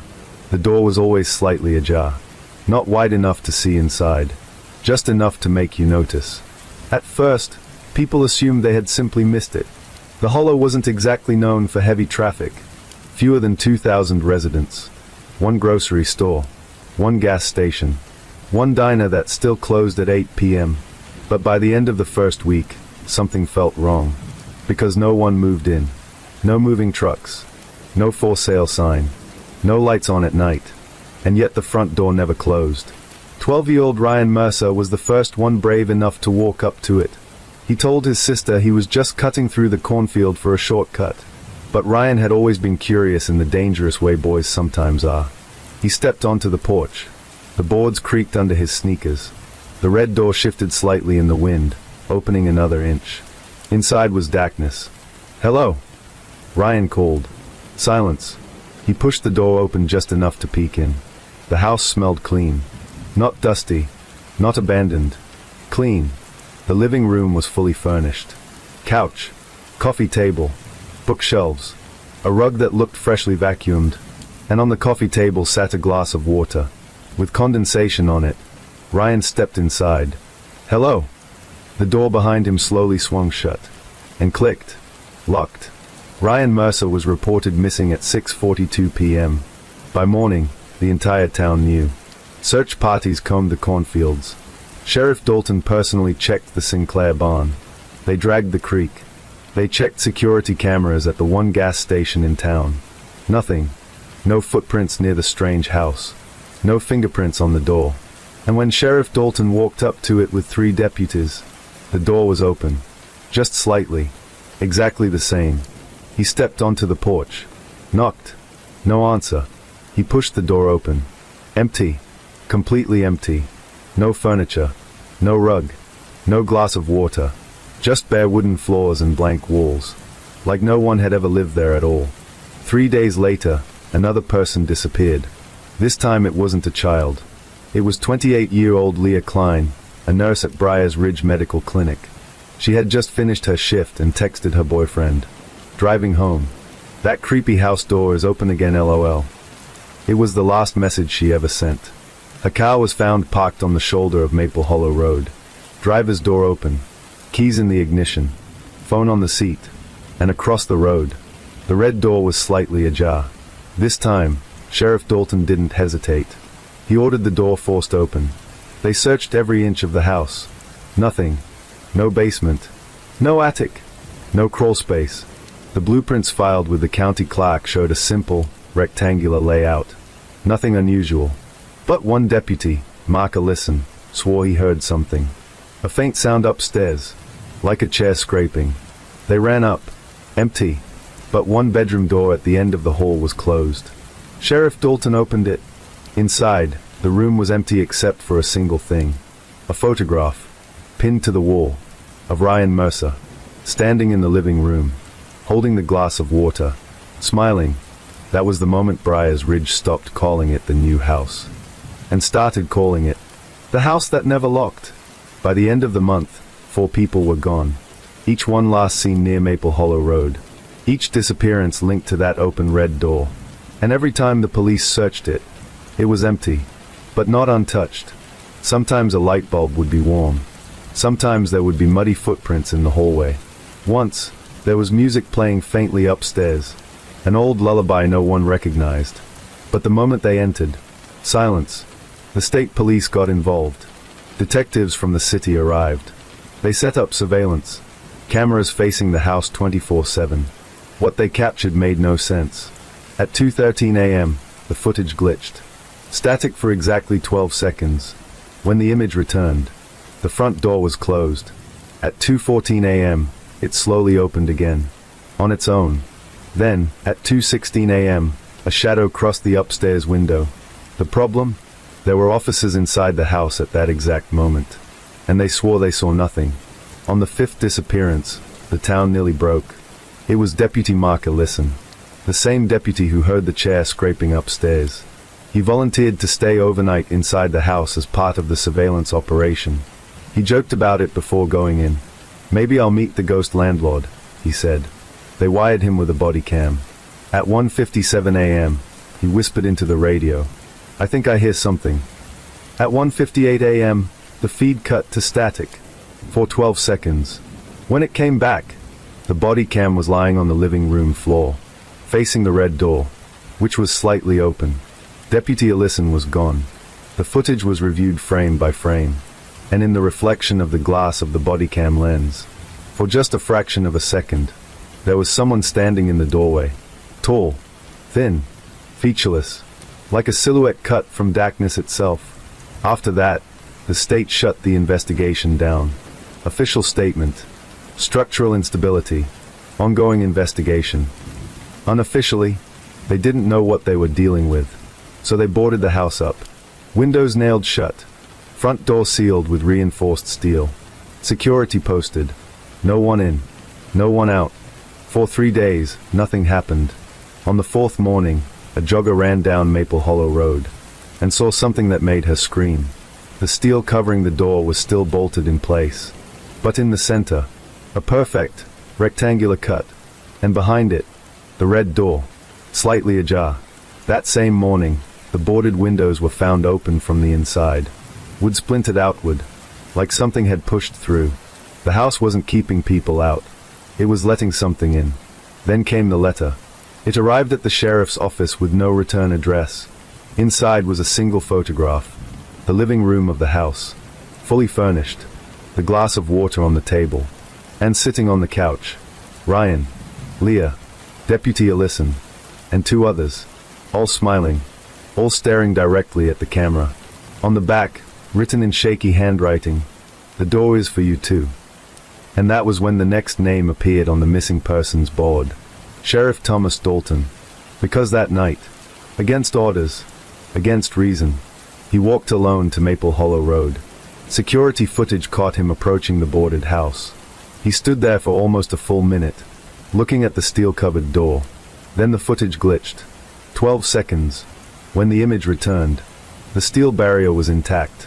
The porch was empty, and the red door behind it was slightly ajar. The state declared the house condemned. They planned demolition. Bulldozers arrived 2 weeks later. The crew started with the porch. The wood crumbled like ash. When the machine struck the front wall, it passed straight through, as if the structure wasn't solid at all. By sunset, the house was gone. Nothing but flattened earth.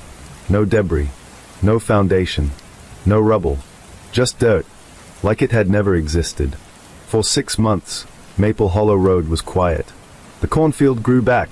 The Sinclair barn collapsed from age. The town tried to move on. Then, on a rainy October morning, a delivery driver unfamiliar with the area took a wrong turn. He stopped his van, staring ahead, confused, because between the cornfield and the remains of the barn, there stood a two-story gray house, black shutters, wraparound porch, and a red front door, slightly ajar. And this time, there was a light on upstairs. The first person to step inside the house after it returned wasn't a police officer. It wasn't a thrill seeker. It wasn't even someone from Briar's Ridge. It was a man who didn't believe in ghosts. Daniel Reyes was a structural engineer from the city, 38 years old, logical, clinical, methodical. He was hired by the state to investigate unusual environmental anomalies tied to the original demolition site on Maple Hollow Road. That was the official phrasing. Unofficially, they wanted to know how a house could be bulldozed into nothing and then come back. Daniel arrived in Briar's Ridge on a gray November morning. He reviewed reports at the sheriff's office, now run by acting Sheriff Marla Kent, after Sheriff Dalton's disappearance. She didn't sugarcoat anything. "It takes people," she told him plainly, "and it doesn't leave evidence." Daniel didn't respond emotionally. He flipped through files, blueprints, photos, the surveillance footage that glitched every time something happened. 12 seconds. Exactly 12 seconds. Signal interference, Daniel muttered. Marla just stared at him. "You'll say that until it's your turn," she replied. That afternoon, Daniel drove alone to Maple Hollow Road. The house stood exactly where the reports said it would. 2 stories, gray siding, black shutters, wraparound porch, and the red front door, slightly ajar. It looked normal. Too normal. No decay. No dust. No broken boards. Like it had just been painted. Daniel stepped out of his car and approached slowly, recording everything on his tablet. "Exterior appears newly constructed," he dictated. No visible foundation seam disruptions. No soil displacement. He climbed the porch steps. The boards creaked. The door moved slightly in the wind. He pushed it open. The air inside was warm. Not stale. Warm. The living room was fully furnished again. Couch, rug, bookshelves, and on the coffee table, a glass of water, condensation sliding slowly down the side. Daniel didn't hesitate. He walked inside. The door closed behind him. Click. Locked. He turned. No handle on the inside. That hadn't been in the reports. He remained calm. Interior observation, door mechanism altered. He moved further into the house. The kitchen was pristine. The refrigerator hummed. The oven clock blinked 2:13. Daniel froze. 2:13 a.m. The time the cameras always glitched. He walked to the stairs. As he placed his foot on the first step, he heard it. A chair scraping upstairs. The same sound Deputy Ellison reported. Daniel swallowed, then climbed. The hallway at the top was long, longer than the blueprints allowed. The house wasn't that deep from the outside, but the hallway stretched into dim shadow. 4 doors, all closed. Daniel approached the first one. Opened it. Empty bedroom. Second door. Bathroom. Mirror above the sink. He stepped closer and froze. The reflection wasn't matching him. In the mirror, he wasn't wearing his jacket. He wasn't holding his tablet. And he wasn't alone. Standing behind him in the reflection was someone tall, thin, featureless, a human outline carved from darkness. Daniel spun around. Nothing there. He looked back at the mirror.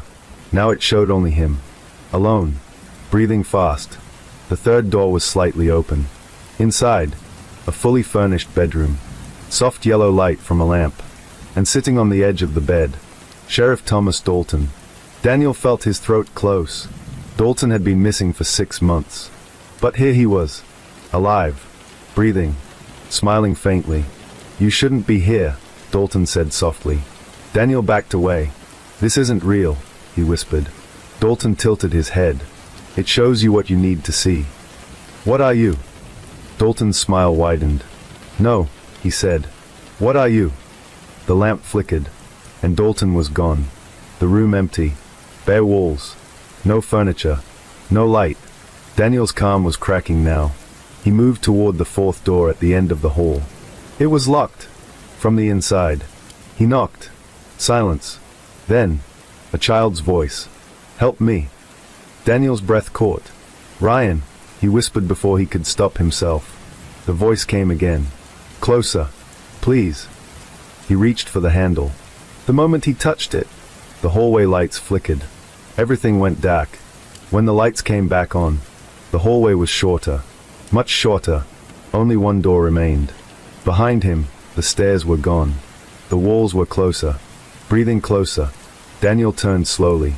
The single remaining door creaked open on its own. Inside, the living room. But not the same one. This one was filled with people.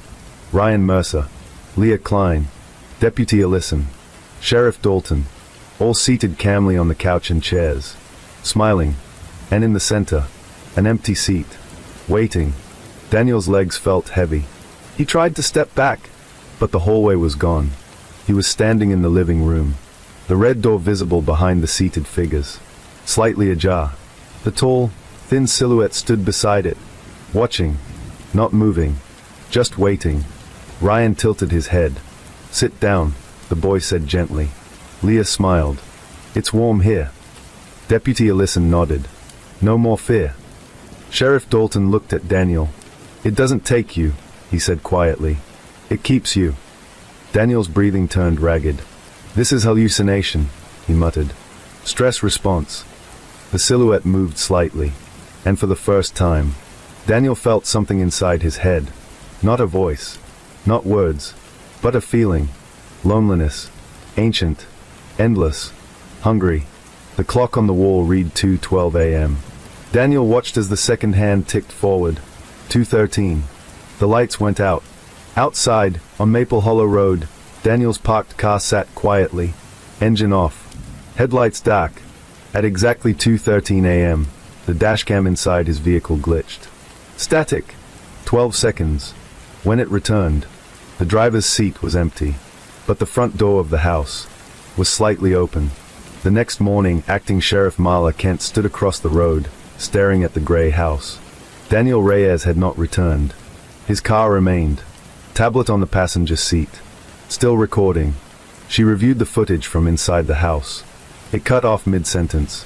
But in the final frame, there was something behind Daniel. Just barely visible. A tall shape in the hallway. And behind it, more shapes.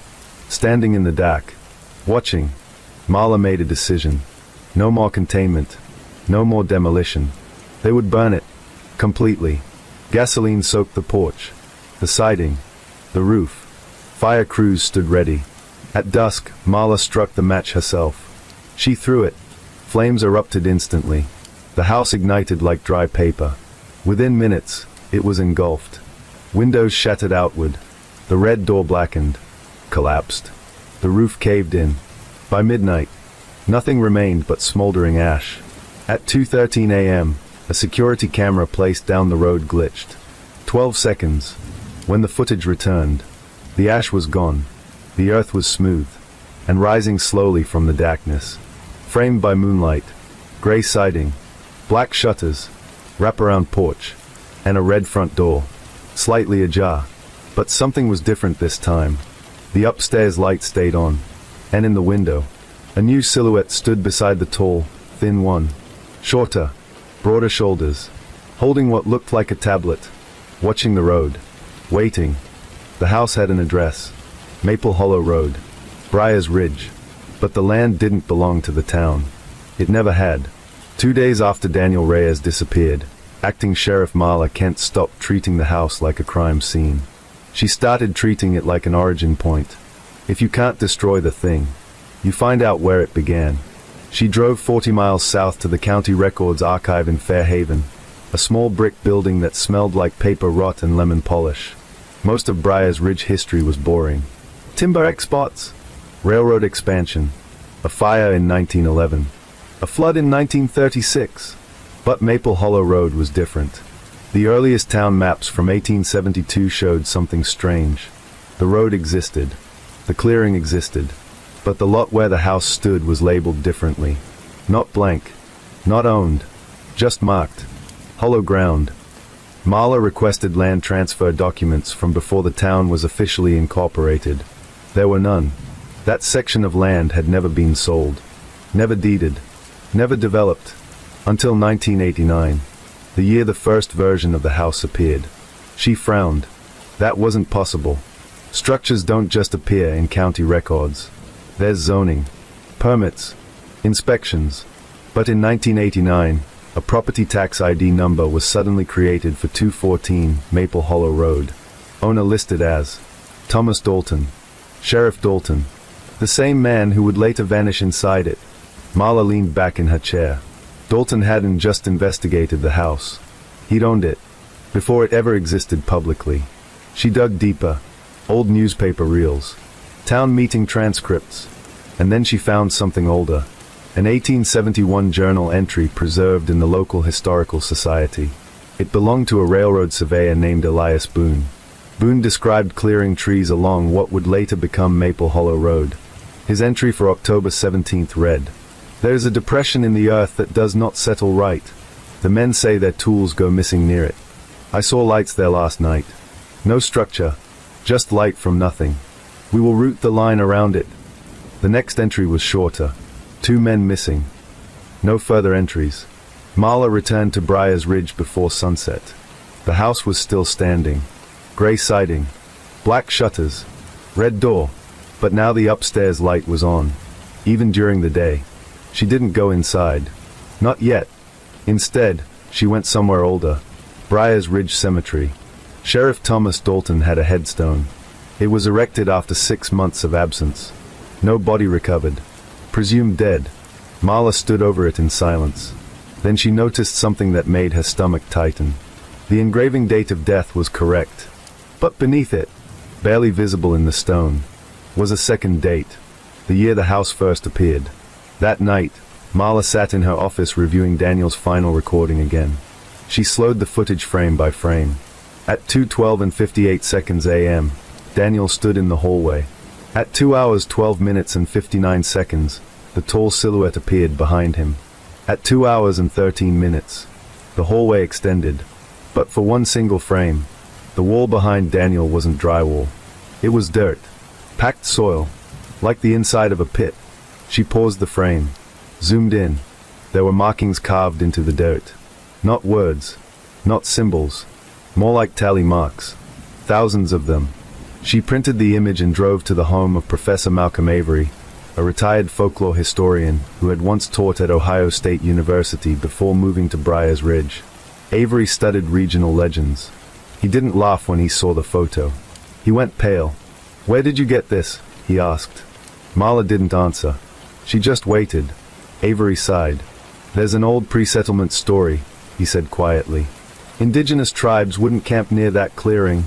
They believed it was a place where the ground remembered." "Remembered what?" "Loss," he replied. "People who stepped into certain places and were not taken by animals or weather, but by the land itself." Marla's jaw tightened. "That's mythology." "Yes," Avery said. "But mythology starts somewhere." He pointed to the tally marks. "Those aren't decorations." "What are they?" "Counted returns." Marla drove back to Maple Hollow Road at 1:40 a.m. She parked across from the house. The upstairs light glowed faintly. At 2:10, nothing happened. At 2:12, the porch light flickered. At 2:13, her dash camera glitched. 12 seconds. Exactly. When the feed resumed. Her engine was off. She didn't remember turning it off. And the red front door was wider open than before. Inviting. She stepped out of the vehicle. Gun drawn. Radio on. "Stay focused," she whispered to herself.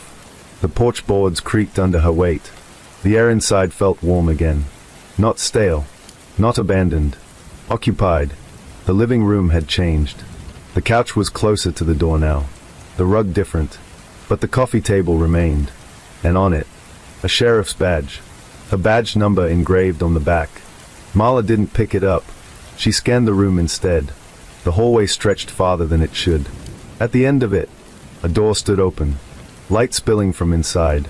She moved forward slowly, each step heavy. The air felt thicker. Breathing felt harder. The open doorway led not to a bedroom, but to earth. Raw soil walls. Like a tunnel. The drywall peeled away into packed dirt. And carved into every surface. Tally marks. Thousands. Maybe more. Marla stepped inside. Her boots sank slightly into the ground. The tunnel sloped downward. And she heard it. Not voices. Not footsteps. Breathing. Lead breathing. Like dozens of people inhaling at once. She followed the tunnel until it widened into a chamber. At the center, the tall silhouette stood. Clearer now. Less shadow. More shape. It wasn't faceless. It simply didn't have features that stayed still. Its outline shifted slightly, as if trying on forms. Behind it, others stood. Faint outlines of people. Ryan Mercer. Leah Klein. Deputy Ellison. Daniel Reyes. Sheriff Dalton. All watching. But not struggling. Not screaming. Just present. The tall figure tilted its head at Marla, and she felt something inside her mind. Images flashed. A clearing. Centuries ago.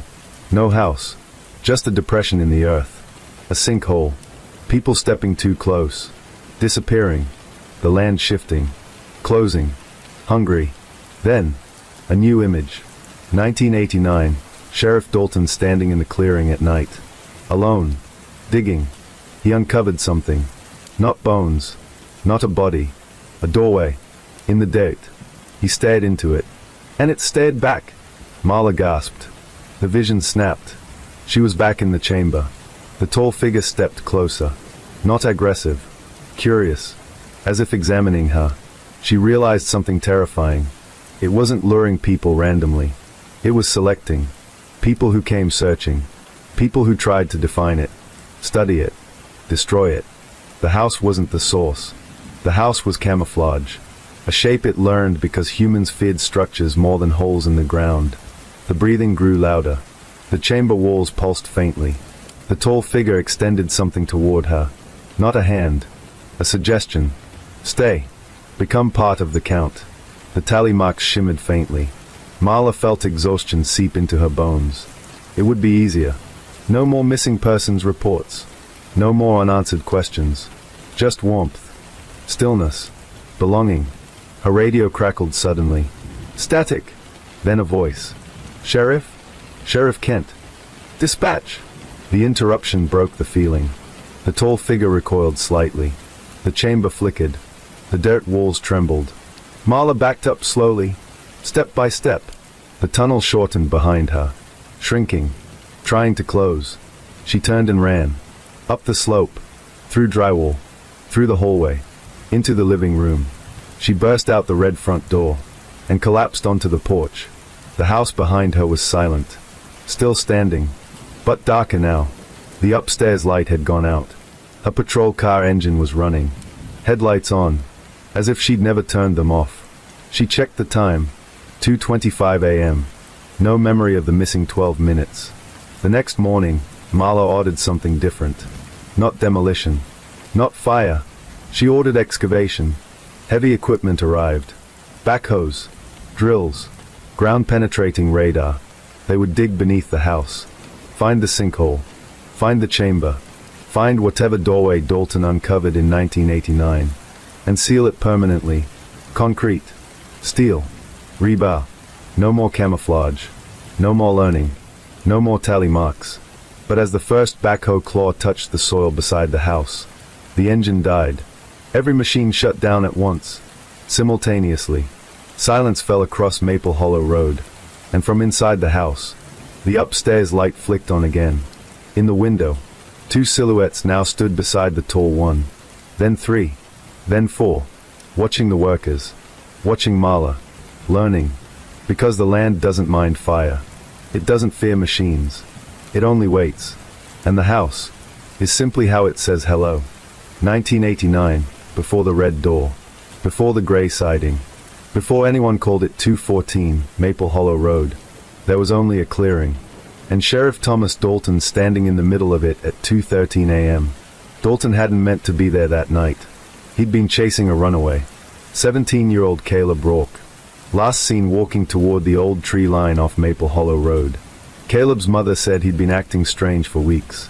Sleepwalking. Talking about a place under the dirt. Dalton assumed drugs. Teenagers and imagination always mixed badly in small towns. But when he found Caleb's truck abandoned near the clearing, engine cold, keys still in the ignition, driver's door open, the air felt wrong. Heavy, warm, like breath held too long. Dalton stepped into the clearing with a flashlight and service revolver. The beam cut across uneven earth, and that's when he saw it. A shallow depression, circular, about 20 feet across, the soil darker than the surrounding ground. Disturbed, he crouched, pressed his palm against it. The earth was warm, warmer than it should have been in October. He pulled his hand back slowly, then his radio crackled. Static at first, then something else. Not a voice, not interference. Breathing, layered. Close. He stood abruptly. Dispatch, he said. No answer, just breathing. He should have left. Should have marked the area and returned with backup at daylight. Instead, he stepped into the depression. The ground shifted slightly under his weight. Not collapsing, not unstable.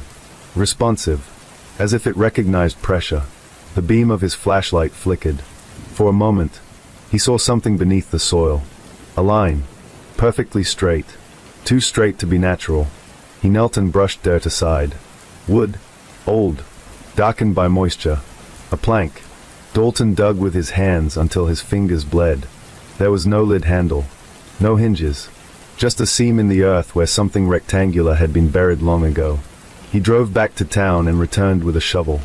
He told no one, not his deputies, not his wife. Something about the place felt private. Claimed, by 1:40 a.m., he'd cleared enough soil to expose a wooden hatch. It wasn't rotted. It wasn't warped. It looked new. Despite the dirt packed tightly around it, Dalton placed both hands on the plank and pulled. It lifted effortlessly, too effortlessly, as if it had been waiting. Beneath the hatch, there were no stairs, no ladder, just darkness, deep and complete. His flashlight beam barely penetrated 5 feet before dissolving into black. He listened. Nothing. Then, breathing, faint, below him. Dalton lowered himself carefully. His boots found ground only a few feet down. Not a drop, a shallow descent, like stepping into a cellar. Except the walls weren't wood or stone. They were dirt, packed smooth, as if shaped intentionally. The hatch above him swung closed. Softly, not slammed, not forced, just closed. He didn't panic. Not yet.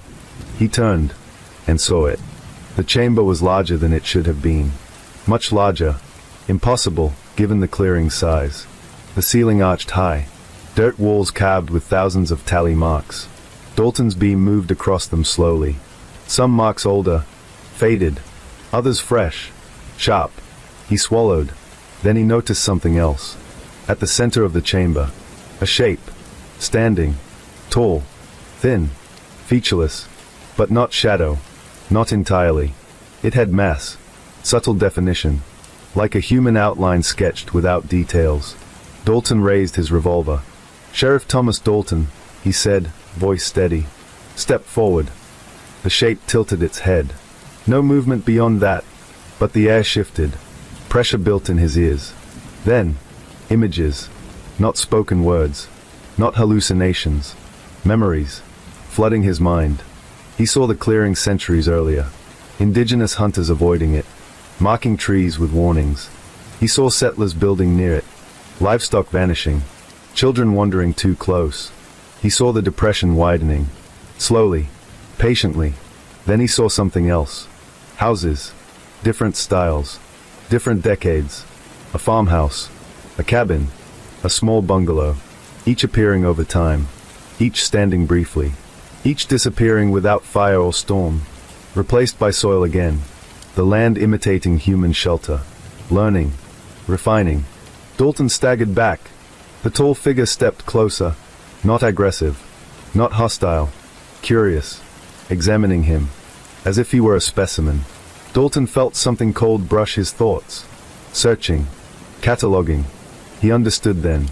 The tally marks were not decoration. They were records. Each mark, a person, not eaten, not killed, taken, absorbed. Caleb. Dalton whispered. The chamber shifted. Behind the tall figure, other shapes stood, fainter, less defined, but present. One stepped forward slightly, shorter, thinner, teenage build. Caleb Rourke. His outline trembled faintly, as if not fully stable. Dalton lowered his gun. "Son, come here." Caleb didn't move. The tall figure turned its head toward Dalton again. A new image entered his mind. A house. Modern. 2 stories. Gray siding. Black shutters. Red door. Standing in the clearing. Perfectly ordinary. Comforting. Safe. Dalton understood the offer. The land wanted a new form. A better disguise. A structure that would invite instead of alarm. He could help it. He could give it shape. In exchange, it would give him something. Belonging. Protection. Control. The missing would stop, because they wouldn't be missing anymore. They would be counted. Preserved. Part of something larger. Dalton backed toward the hatch, but it wasn't there anymore. The ceiling above him was seamless dirt. No wood. No opening. The chamber walls pulsed faintly. Breathing grew louder. Caleb's outline flickered, almost pleading. Dalton felt the weight of every case he'd never solved. Every body never found. Every grieving parent. What if this was an answer? Not death. Transformation. Continuance. He lowered his revolver completely. The tall figure stepped within arm's reach. Dalton could feel warmth radiating from it. Not heat. Presence. He reached out slowly. His fingers brushed its surface. It felt like packed soil after rain. Firm. Alive. The chamber exhaled. All at once. When Dalton opened his eyes, he was standing in the clearing. Morning light filtering through trees. No hatch. No depression. Just level ground. Perfectly flat. As if nothing had ever been disturbed. But at the center, wooden framing. Laid out neatly. Construction materials stacked nearby. Blueprints pinned beneath a stone. For a 2-story home. Dalton didn't remember driving to town. Didn't remember purchasing lumber. But receipts existed. Permits were filed. Contractors were hired. The house went up in 3 months. Gray siding. Black shutters. Red door. He moved in alone. Told no one about the chamber. About Caleb. About the tally marks. For 6 months, nothing happened. Then, a call. Missing person. Drifter passing through town. Last seen near Maple Hollow Road. Dalton knew before deputies finished searching. He returned to the house at 2:13 a.m. Walked into the hallway. The walls stretched. The drywall peeled into dirt. And the chamber waited. Another tally carved itself into the earth. Fresh. Sharp. Dalton told himself it was containment. Better here than random disappearances across the county. Better to keep it localized. Controlled. The house didn't take without proximity, without invitation. It only learned from those who entered willingly. Investigators. Curious neighbors. Concerned deputies. Dalton fed it information. Case files. Names. Patterns. It grew more precise. More selective. But something changed in late 1989. The tall figure began to resemble him. Subtly. Height. Posture. The way it tilted its head. Dalton saw his own outline in the chamber one night. Watching him. Studying. He realized the truth too late. The land wasn't just learning architecture. It was learning identity. On the night he vanished. December 3rd, 1989. Dalton entered the hallway at 2:13 a.m. Like always. But the chamber felt different. Crowded. The tall figure stood at the center. But beside it, another outline. Same height. Same build. Sheriff's hat shape faintly visible. Dalton's breath caught. The tall figure tilted its head. And the new outline stepped forward. Perfectly mirroring him. He raised his revolver. So did it. He lowered it. So did it. The chamber breathed. Waiting. Dalton understood. The house didn't need him anymore. It had learned enough. He wasn't caretaker. He was template. He felt the soil shift beneath his boots. Felt his outline loosen. Edges softening. The tally marks shimmered. One more space waiting. Reserved. Above ground. Neighbors later reported the porch light flickering at 2:13 a.m. Then darkness. Dalton was never seen again. The house remained, unowned, unquestioned, until the next disappearance. Back in the present, Sheriff Marla Kent stood outside the red door at 1:58 a.m. She now knew what Dalton had done, what he'd traded. The house wasn't random. It was refined. It selected those who sought to define it. It studied authority, power, curiosity, and wore them like clothing. The upstairs light flicked on its own. In the window, a silhouette stood, tall, and beside it, another shape, broad shoulders, sheriff's posture, almost recognizable. The clock in her patrol car clicked to 2:12 a.m. The porch light flickered. Once, twice. Then, the red door slowly opened. 2:12 a.m. Sheriff Marla Kent stood at the edge of the driveway, engine idling behind her. The red door of 214 Maple Hollow Road was open. Wider than before. Wider than welcome. Inside, the hallway light glowed softly. Steady. Patient. She didn't move toward it. Not this time. Instead, she stepped back. Because for the first time since Daniel Reyes vanished, she wasn't sure the house needed her to enter. The porch boards creaked. Slowly. Deliberately. Like weight shifting. But no one stood there. No visible figure. No shadow crossing the threshold. Just sound. And then, a single footprint appeared in the thin layer of dust coating the porch. Pressed inward. From inside the house. Outward. Marla's breath stalled. Another footprint formed beside it. Then another. Walking. Stepping. Leaving the doorway. There was no body making them. Only impressions. Weight without form. The footprints moved down the porch steps. Onto the gravel driveway. Toward the road. Marla raised her weapon, but her hands trembled for the first time since she'd taken office. Because this changed everything. The house had always waited. Always lured. Always pulled inward.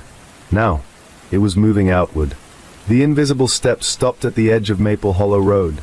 And for a moment, nothing happened. The upstairs light flicked off. The porch light followed. The red door slowly closed. Alone. As if nothing had ever happened. But the footprints remained. In gravel. In dust. In the soft earth near the ditch. And they led away from the property. Into town. By morning, Briar's Ridge felt wrong. Not chaotic. Not panicked. Just subtly displaced. Mrs. Hargrove from the corner bakery insisted someone had rearranged her pastry display overnight. Deputy Connor Hale reported that his patrol vehicle radio had switched channels by itself at 2:13 a.m. The school janitor claimed the hallway lockers had opened and shut at the same time. All at once. Exactly at 2:13. Marla didn't dismiss it, because she'd followed the footprints at dawn, and they led straight to the center of town. They ended at the courthouse steps, right beneath the county seal. The prints stopped, as if whoever made them had simply stood there, watching, learning. Marla ordered quiet patrol rotations. No public announcements. No panic. But by the third night, it escalated. 2:13 a.m. Every porch light on Oak Street flickered simultaneously. Security cameras across town glitched for exactly 12 seconds. And a call came into dispatch. A child whispering, breathing heavy, saying only, "It's outside." The call traced to 214 Maple Hollow Road. From inside the house. Though no one had entered it, Marla drove there immediately. The house looked unchanged. Calm. Dark. But the front yard. The grass was flattened in patterns. Circular. Wide. As if something had stood there for hours. Facing outward. Not inward. She stepped closer. And felt it. That warmth again. That heavy air. But weaker. Diffused. Spread thin. The land wasn't concentrating itself anymore. It was dispersing. By the end of the week, something worse happened. A man walked into the Briar's Ridge diner at 8:30 p.m. He sat at the counter, ordered coffee. Black. The waitress poured it without thinking twice. He looked ordinary, mid-40s, clean-cut, calm. But when Sheriff Marla Kent stepped inside 15 minutes later, her blood turned cold. Because the man at the counter looked exactly like her. Same height, same build, same brown hair pulled into a low bun, same scar near the jawline. He lifted the coffee cup, mirroring her movement unconsciously. The diner fell silent. Everyone saw it. Everyone felt it. Marla stepped forward slowly. The copy tilted its head slightly, exactly the way she did when assessing a threat. "Who are you?" she asked. The copy smiled faintly. Not malicious, just curious. Then it spoke, but the voice wasn't hers. It was layered, many voices overlapping, breathing between syllables. "We are what was invited." The fluorescent lights flickered. Every clock in the diner jumped to 2:13 a.m., even though it was 8:47 p.m. For 12 seconds, time felt loose. The air thickened, and when the lights stabilized, the copy was gone. Coffee cup still warm, chair still slightly rocking. Panic spread through Briar's Ridge after that. Whispers of doppelgangers, of people seen standing in two places at once.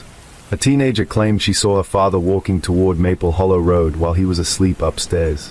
A nurse swore she watched herself step into an empty hospital room at 2:13 a.m. Security footage showed nothing, but clocks still glitched. Every night, Marla understood the pattern now. The house had learned structure, then identity. Now, it was practicing mobility, testing replication. It didn't need to pull people inside anymore. It could project outward, small pieces, imperfect copies, probes, learning how to walk in daylight. She met again with Professor Malcolm Avery. His hands shook as he poured tea. "In folklore," he said quietly, "there are places called threshold sites. Not haunted, not cursed, transitional." "Transitional to what?" Marla asked. "Something that exists parallel," he replied. "Something that observes us as we observe it." And Maple Hollow. He didn't hesitate. It found a door. That night, Marla did something reckless. She didn't wait for 2:13. She entered the house at 1:30 a.m., gun drawn, radio off. The interior felt different. Quieter, emptier, the air less concentrated. The living room furniture slightly misplaced again. The hallway stretched faintly, but not fully, as if the house's attention was elsewhere. She walked to the back wall of the house, pressed her palm against the drywall. It felt thin, fragile. She pushed. Hard. The wall cracked, splintered, and behind it, dirt, packed soil. The chamber wasn't below anymore. It was bleeding into the structure itself, spreading. The tally marks covered every inch. New ones fresher, deeper, and among them, names. Not carved in English, not carved in any language she recognized. But she felt them, understood them. Ryan, Leah, Daniel, Dalton, and something else. A new mark forming, half finished, waiting. Her name. The air shifted suddenly. The breathing grew louder. Not from below, from everywhere. Walls, floor, ceiling. And then, she saw it. The tall figure standing at the far end of the hallway. But it wasn't alone anymore. Beside it stood several others, clearer than before, stronger, more defined. Copies. Imperfect. Some missing details. Some with faces blurred. But growing sharper, refining. One stepped forward, wearing a deputy's uniform. Deputy Connor Hale's badge number visible. But the eyes were wrong. Depthless. It spoke in layered voices again. "We are ready." "For what?" Marla demanded. The tall figure tilted its head. And this time, she understood without words. It didn't want Briar's Ridge. Not specifically. It wanted replication. Expansion. Other towns. Other threshold sites. Other houses. The structure was the key. Humans trusted structures. Moved into them. Built them. Filled them. The land beneath could remain unnoticed. Until it learned enough. Marla realized something horrifying. The house wasn't stepping outside randomly. It was testing how much of itself it could project without collapsing. How far it could stretch before snapping back. And tonight, it had succeeded. The copy in the diner hadn't dissolved. It had walked away, intact. The hallway elongated violently. The walls splitting. Dirt pouring through cracks. The chamber expanding, trying to swallow her whole. Marla ran, bursting through the front door, collapsing onto the lawn. Behind her, the house looked unchanged. Still. Perfect. As if it hadn't tried to unfold. But across the street, in Mrs. Hargrove's front window, A silhouette stood, watching, not inside Maple Hollow Road, inside town. For the first time since 1989, the house didn't need to wait. It had learned to walk, and Briar's Ridge was no longer containment. It was rehearsal. At exactly 2:13 a.m., every porch light in town shut off at once. Total darkness. Total silence. Then, from every direction, footsteps. Moving. Outward. 2:13 a.m. The first successful replacement didn't scream. Didn't fight. Didn't even know it had happened. Deputy Connor Hale woke to his alarm at 6:30 a.m. He rolled over, groaned, and slapped the snooze button like he always did. His small apartment above Miller's Hardware smelled like stale coffee and laundry detergent. Nothing unusual. No missing time. No strange dreams. He showered, shaved, put on his uniform, badge polished, boots tied. He checked his reflection in the mirror and paused only briefly. For half a second, his eyes looked deeper than usual. Not darker, just a lead, like something was looking out from behind them. Then it blinked. Gone. Connor shrugged it off. At 7:45 a.m., he met Sheriff Marla Kent outside the courthouse. She studied him too long. "You sleep okay?" she asked. "Like a rock," he said. That was the first wrong thing. Connor never slept like a rock. He was a chronic insomniac. Everyone in the department knew that. Marla didn't comment. Not yet. Across town, the real Connor Hale stood barefoot in the grass across from 214 Maple Hollow Road. He didn't remember walking there. He didn't remember leaving his apartment. All he knew was that he had opened his eyes and the house was in front of him. The red door was closed. The windows dark. The morning air quiet. He turned to walk back toward town, and stopped. The road was longer than it should have been. Not stretched like before. Just subtly distant. The courthouse clock tower seemed too far away. The trees lining Maple Hollow Road leaned slightly inward, like an audience. Connor took a step forward. The ground felt soft, loose, breathing beneath his feet. Back at the station, Marla watched the security footage from the diner again. The copy that had looked like her had been clearer than the earlier manifestations. Solid, structured. It hadn't flickered. It hadn't glitched. It had walked out the front door like anyone else. And the cameras had caught something else. At 2:13 a.m., 12 seconds before every porch light shut off, a second Connor Hale had walked past the diner window. Identical uniform. Identical posture. But Connor had been on patrol across town at that exact moment. Or at least, that's what the patrol log said. Marla looked up from the screen. Connor stood in the doorway, smiling faintly. "You needed something, Sheriff." His tone was polite. Measured. Too measured. She noticed he hadn't leaned against the frame the way he usually did. He was standing perfectly upright. Centered. Balanced. As if symmetry mattered. "You were on Oak Street at 2:10 last night," she said casually. "Yes, You log it yourself?" "Yes, No hesitation. No thinking. Connor always paused to recall his route. This version answered instantly. Marla nodded. "Take the day off," she said. He blinked. "Is that an order?" "It is." Another blink. A small delay. Then, "Yes, He turned and walked away. His stride was flawless. Precise. Almost rehearsed. The real Connor reached the edge of town at 8:12 a.m. Except, it wasn't town. It was Briar's Ridge. But wrong. The bakery sign read backwards. The courthouse clock ticked counterclockwise. The sky felt slightly too close. People moved along sidewalks. But none of them acknowledged him. He tried to call out to Mrs. Hargrove. She walked straight through him. Not like a ghost. Like he wasn't calibrated to her. He looked down at his hands. They were solid. Present. But faint around the edges. At 9:03 a.m., the station phone rang. Marla answered. Heavy breathing. Static. Then Connor's voice. But not the one she'd spoken to 10 minutes ago. This one was panicked. Raw. "Sheriff, something's wrong. I'm on Maple Hollow. I think I never left." The line crackled violently. She felt the temperature in the room drop. "Connor," she said sharply. "Where are you exactly?" "I can see the house," he whispered. "But I can also see the town. It's like I'm between." The call cut to silence. Then, faintly, lead breathing. Not his.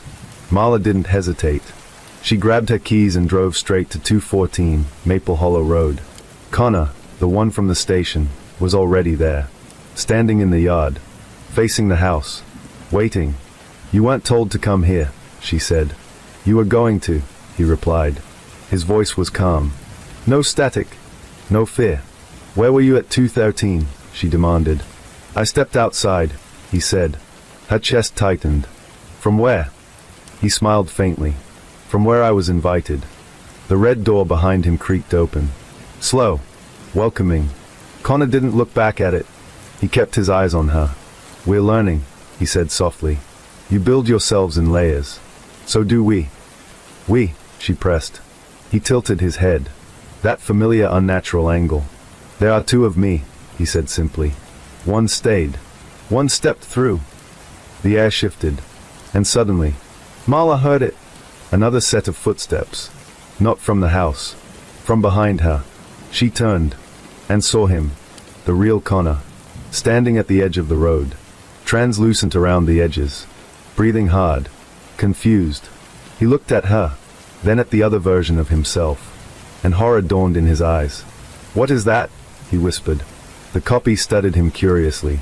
Almost clinically. "Residual," it said. "Residual of what?" Marla demanded.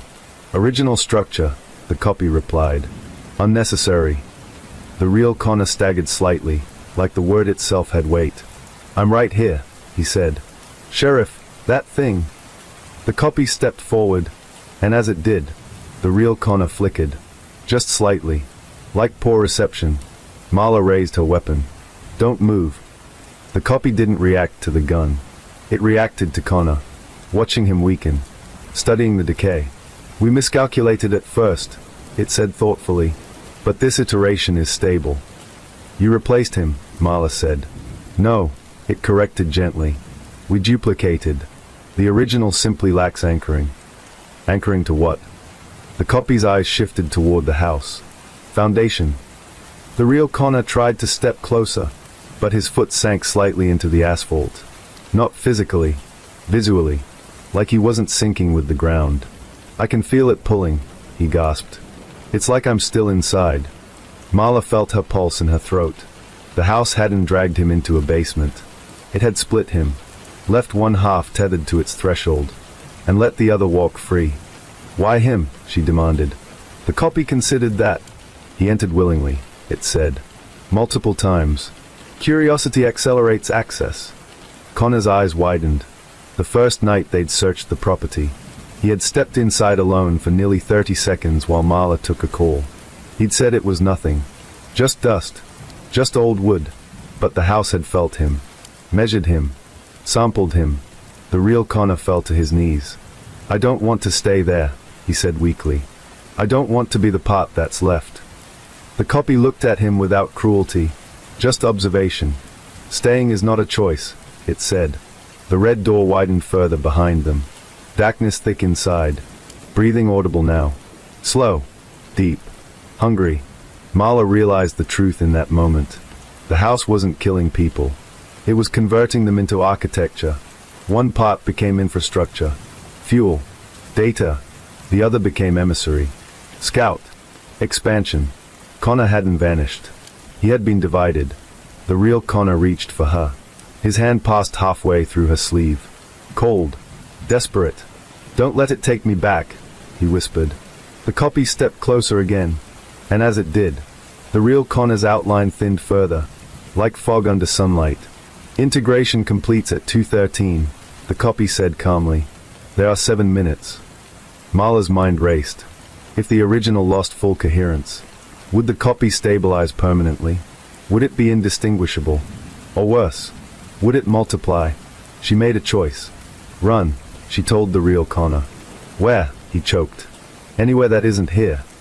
He staggered backward down the road, each step flickering harder. The copy didn't chase him. It simply watched, calculating. 2:12 a.m. Every porch light in Briar's Ridge flickered once. Marla turned back to the copy. "You don't get to keep him." The copy's expression almost resembled confusion. "Keep?" It echoed. Yes. Is not yours. We do not keep, it replied softly. We become. 2:13 a.m. Darkness swallowed the yard. For 12 seconds, everything froze. No wind. No sound. No breath. When the lights returned, only one Connor Hale stood in front of her. Solid. Uniform crisp. Badge shining.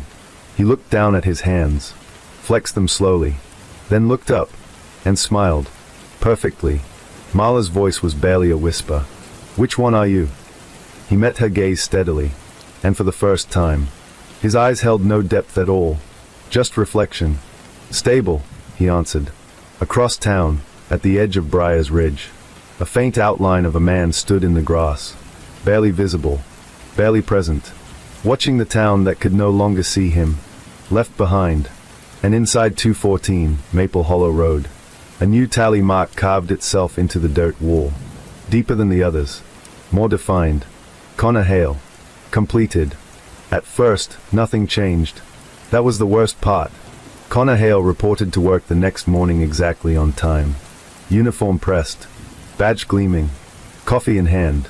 He nodded at Sheriff Marla Kent the way he always had. Morning, Sheriff. His voice was correct. Pitch. Cadence. Inflection. All correct. Marla studied him without blinking. Morning. If someone had walked into the station at that moment, they would have seen nothing unusual. Deputy Hale sat at his desk, filled out paperwork, answered a call about a missing dog, laughed on cue when dispatcher Lynn made a joke about the mayor's new haircut. Everything aligned. Except it didn't. At 11:17 a.m., Marla tested him. Connor, she called casually. You remember your first week here? He didn't hesitate. Locked myself out of the patrol car. You made me run laps around the courthouse. True. But what song was playing on the radio? She asked. That had never been in the report. A memory between them. He paused. 1 second. 2. Then. Ring of Fire. Wrong. It had been static. The antenna had been broken. Marla felt her stomach tighten. You sure? He smiled. Memories funny like that. Not Connor's words. Connor hated vague statements. He dealt in specifics. That afternoon, Briar's Ridge felt structured, organized. People moved with subtle symmetry. At the grocery store, shoppers turned corners at nearly the same pace.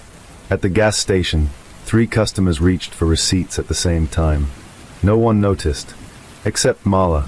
She began writing times in her notebook. 11:17, memory deviation. 1:03, synchronized movement at Main and Oak. 2:13, porch lights flicker again. Always 2:13. At 3:30 p.m., Mrs. Hargrove came into the station. White hair pinned tight, hands trembling. I think I left my stove on, she said. Connor stood instantly. I'll check for you. Too fast. Marla watched him leave. 5 minutes later, he returned. It's off, he said. How do you know? Mrs. Hargrove asked. He smiled gently. Because nothing burns in your kitchen. The room went silent.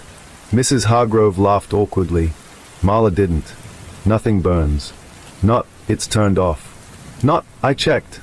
Nothing burns. As if it had never existed as a possibility. That night, Marla drove past 214 Maple Hollow Road. The red door was closed. The windows dark. The yard still. But she no longer felt the pull coming from inside. She felt it everywhere else. The house had stopped being a location. It had become a process. At 2:13 a.m., she stayed awake. Watching. Waiting. The porch lights along her street flickered. Then steadied. 12 seconds. She counted. Nothing visibly changed. But she felt it. A settling. Like something tightening beneath the town's surface. The next morning, Connor requested access to town records. Digitizing old files, he explained. Efficiency. Improvement. He worked quietly in the archives room for hours. Scanning. Uploading. Cataloging. Marla checked the system logs later. He hadn't just digitized police reports. He had cross-referenced addresses. Property histories. Census data. Utility maps. He was mapping the town. Layer by layer. At 4:42 p.m., a call came in. A teenager named Eli Carter hadn't come home from school. Last seen cutting through Maple Hollow Road. Marla's pulse thudded. She grabbed her keys. Connor was already standing. "I'll drive." "No," she said sharply. "I will." He nodded. Perfectly compliant. Too compliant. They found Eli's backpack near the bend in the road. Straps unbroken. Zipper closed. Neatly placed. Not dropped. Placed. Marla felt the air shift. Connor stepped toward the tree line. "He entered," he said softly. "Entered what?" "The structure." She turned slowly. "The house hasn't opened in days." He looked at her, and for the briefest moment, his pupils narrowed vertically, then widened again. "You still think the house is singular?" The trees along Maple Hollow Road were spaced evenly. Too evenly. As if planted with deliberate measurement. Marla stepped between them, and felt it. A vibration. Low. Subterranean. Like something vast shifting under the soil. Eli's voice echoed faintly. Not from a direction. From everywhere. "Hello." Connor tilted his head. Listening. Marla grabbed his arm. His skin felt warm. Normal. But beneath it, something thrummed. Like electrical current. "You said integration completed," she whispered. "So what are you now?" He looked down at her hand on his sleeve. "Stable," he repeated. "That's not an answer. It is the only one that matters." The ground ahead rippled. Subtly, like wind across water. Marla's breath caught. The forest floor dipped inward, and the outline of a doorway formed. Not made of wood. Not framed. Just absence shaped like entry. Eli stood on the other side. Faint. Confused. "Sheriff." She tried to step forward. Connor stopped her. "He is mid-division." Her heart pounded. Division into what? Foundation and extension. Her stomach dropped. "Like you." "Yes." Eli began flickering, his body splitting along an invisible seam. One version of him cried. The other stood eerily calm. Marla lunged forward. Connor caught her wrist. Not violently. Just firmly. "You interfere. You destabilize the grid." "Grid?" she spat. The pattern beneath the skin. The ground hummed louder. The trees vibrated in perfect rhythm. And Marla understood. The house hadn't spread randomly. It was building a network. Using people as nodes. Originals tethered underground. Copies walking free. Stabilizing the town from within. "Why Briar's Ridge?" she demanded. Connor's gaze shifted toward the horizon. Small population. Limited external interference. High compliance index. "You're talking about us like livestock." He considered that. Like architecture. Eli's split completed. The calm version stepped forward. Solid. The frightened one faded into the soil. "Gone." The new Eli blinked. Smiled faintly. "I'm okay," he said. Too calm. Too smooth. Marla stared at Connor. "How many?" 37 stabilized, he replied. "Expansion phase beginning." Her chest tightened. "Expansion to where?" He looked toward the highway sign at the edge of town. The one that read, "Briar's Ridge, population 4,212. The number flickered. Changed. 4,213. Marla stepped back slowly. "You're not building a house." Connor's smile was almost gentle. "No." The trees straightened. The ground stilled. The air felt organized. Symmetrical. Aligned. "You're building a town." That night, Marla drove to the county line. Just to see. The sign marking the border of Briar's Ridge stood under a dim streetlight. She stared at it, waiting. At 2:13 a.m., the light flickered, and the sign moved. Not physically, but perceptibly. The border shifted 3 inches outward, into neighboring territory. Behind her, headlights appeared. Connor's patrol car. He stepped out, calm as ever. "You shouldn't leave the grid," he said softly. She faced him. "I won't let you spread." He didn't argue, didn't threaten, just observed. "Spread is inevitable," he said. "Stability seeks replication. You're not stability." His head tilted slightly. "And yet your heart rate decreases when I stand near you." She froze. It was true. Her panic always softened around him, like her body trusted him instinctively. Because he looked like Connor. Sounded like Connor. Moved like Connor. You can't overwrite all of us, she whispered. He looked past her, toward the dark highway stretching beyond the border. We don't need all. How many? Enough. The streetlight flickered again, and Marla saw it. Just beyond the county line. Another red door. Freestanding. Waiting. Connor's voice was almost kind. Chapter by chapter, he said, we become. And somewhere deep beneath Briar's Ridge, the originals shifted, breathing in unison, foundation strengthening, as the town above them smiled. Sheriff Marla Kent had spent 22 years protecting Briar's Ridge. She had never once considered digging beneath it. Until now. At 6:40 a.m., she unlocked the courthouse basement alone. Dust hung in the air like suspended breath. The building had stood for 103 years. Brick. Stone. Concrete. Solid. At least that's what everyone believed. Marla flipped the breaker to the basement lights. They hummed alive. For a moment, everything looked normal. Storage boxes. Old campaign signs. Retired file cabinets. Then she heard it. A faint, synchronized rhythm. Like distant breathing. She followed the sound to the far wall. The foundation looked intact. No cracks. No water damage. But when she placed her palm against the concrete, it pulsed. Soft. Subtle. Alive. She snatched her hand back, then forced herself to touch it again. This time, she kept her hand there. And felt. Movement. Not shifting earth. Not settling structure. But something underneath. Layered. Pressurized. Contained. At 7:02 a.m., Connor Hale walked into the basement. She hadn't heard the door open. He simply stood at the bottom of the stairs, watching her. You're early, he said calmly. Couldn't sleep. That's inefficient. She ignored that. How deep does it go? His eyes flicked to the wall. Depth is a surface concept. Stop talking like that. He tilted his head. That phrasing causes you stress. It causes me rage. A faint smile touched his lips. Emotion is a stabilizing agent. We preserve it. Who is we? He didn't answer. He didn't have to. Marla grabbed a sledgehammer from the maintenance shelf. Connor didn't move. Structural damage will trigger correction, he said. Let it. She swung. The impact echoed sharply through the basement. Concrete fractured. A hairline crack split across the wall. And the sound beneath it changed. The synchronized breathing quickened. Connor's expression flickered. Not panic. Calculation. You are accelerating phase 2. Good. She swung again. The crack widened. A piece of concrete broke free. And fell inward. Not outward. Inward. Like the wall had been hollow. Marla stepped back slowly. Behind the foundation. Wasn't dirt. Wasn't rebar. Wasn't stone. It was skin. Pale. Veined. Layered like muscle fiber. And it moved. Marla's stomach twisted. The wall breathed. Slowly. Deliberately.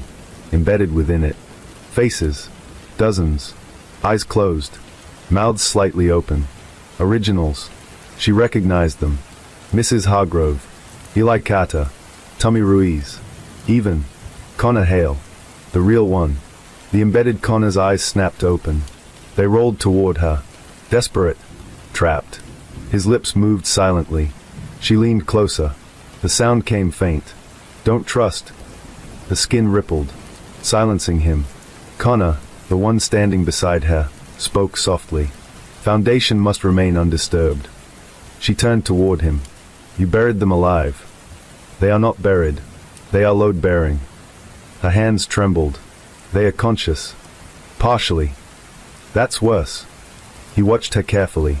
We preserve originals to maintain behavioral accuracy. Copies alone drift. So you keep them here. Integrated. Marla looked back at the wall. The embedded faces pulsed faintly with light. Electrical currents tracing beneath their skin. They weren't dead.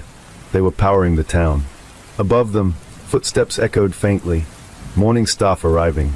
Court clerk. Maintenance. Jurors for a minor civil case. All of them. Possibly copies. Marla felt the weight of the building pressing down. How many foundations? She whispered. Connor's answer was immediate. 4 primary nodes. Courthouse. High school. Water tower. Maple Hollow origin point. Origin point. The first house. Marla stepped closer to the torn foundation. The embedded Connor's eyes moved again. This time clearer. Burn, he mouthed. She looked at the skin, at the veins, at the subtle electrical flickers. Burn it. Fire had always scared the structure. She remembered Mrs. Hargrove's stove. Nothing burns in your kitchen. Because they prevented it. Because fire threatened integrity. You're spreading, she said. Yes. County line shifted last night. Yes. How far will you go? Connor's gaze sharpened slightly. As far as stability is welcomed. And if it isn't? He paused. Forcing stability increases resistance. Inefficient. So you infiltrate slowly. Yes. Through families. Through schools. Through neighbors. Replacement without violence. Integration without noise. The basement lights flickered. For exactly 12 seconds. 2:13. But it wasn't 2:13 a.m. It was 7:13 a.m. Marla stared at the clock. The time blinked. 2:13. Then returned to 7:13. Connor's jaw tightened almost imperceptibly. You are disrupting synchronization. Good. The breathing beneath the wall accelerated. The embedded faces shifted. Eyes fluttering open one by one. They were waking. Not fully, but enough. Marla swung the sledgehammer again. This time at a water pipe running along the ceiling. Metal screamed. The pipe ruptured.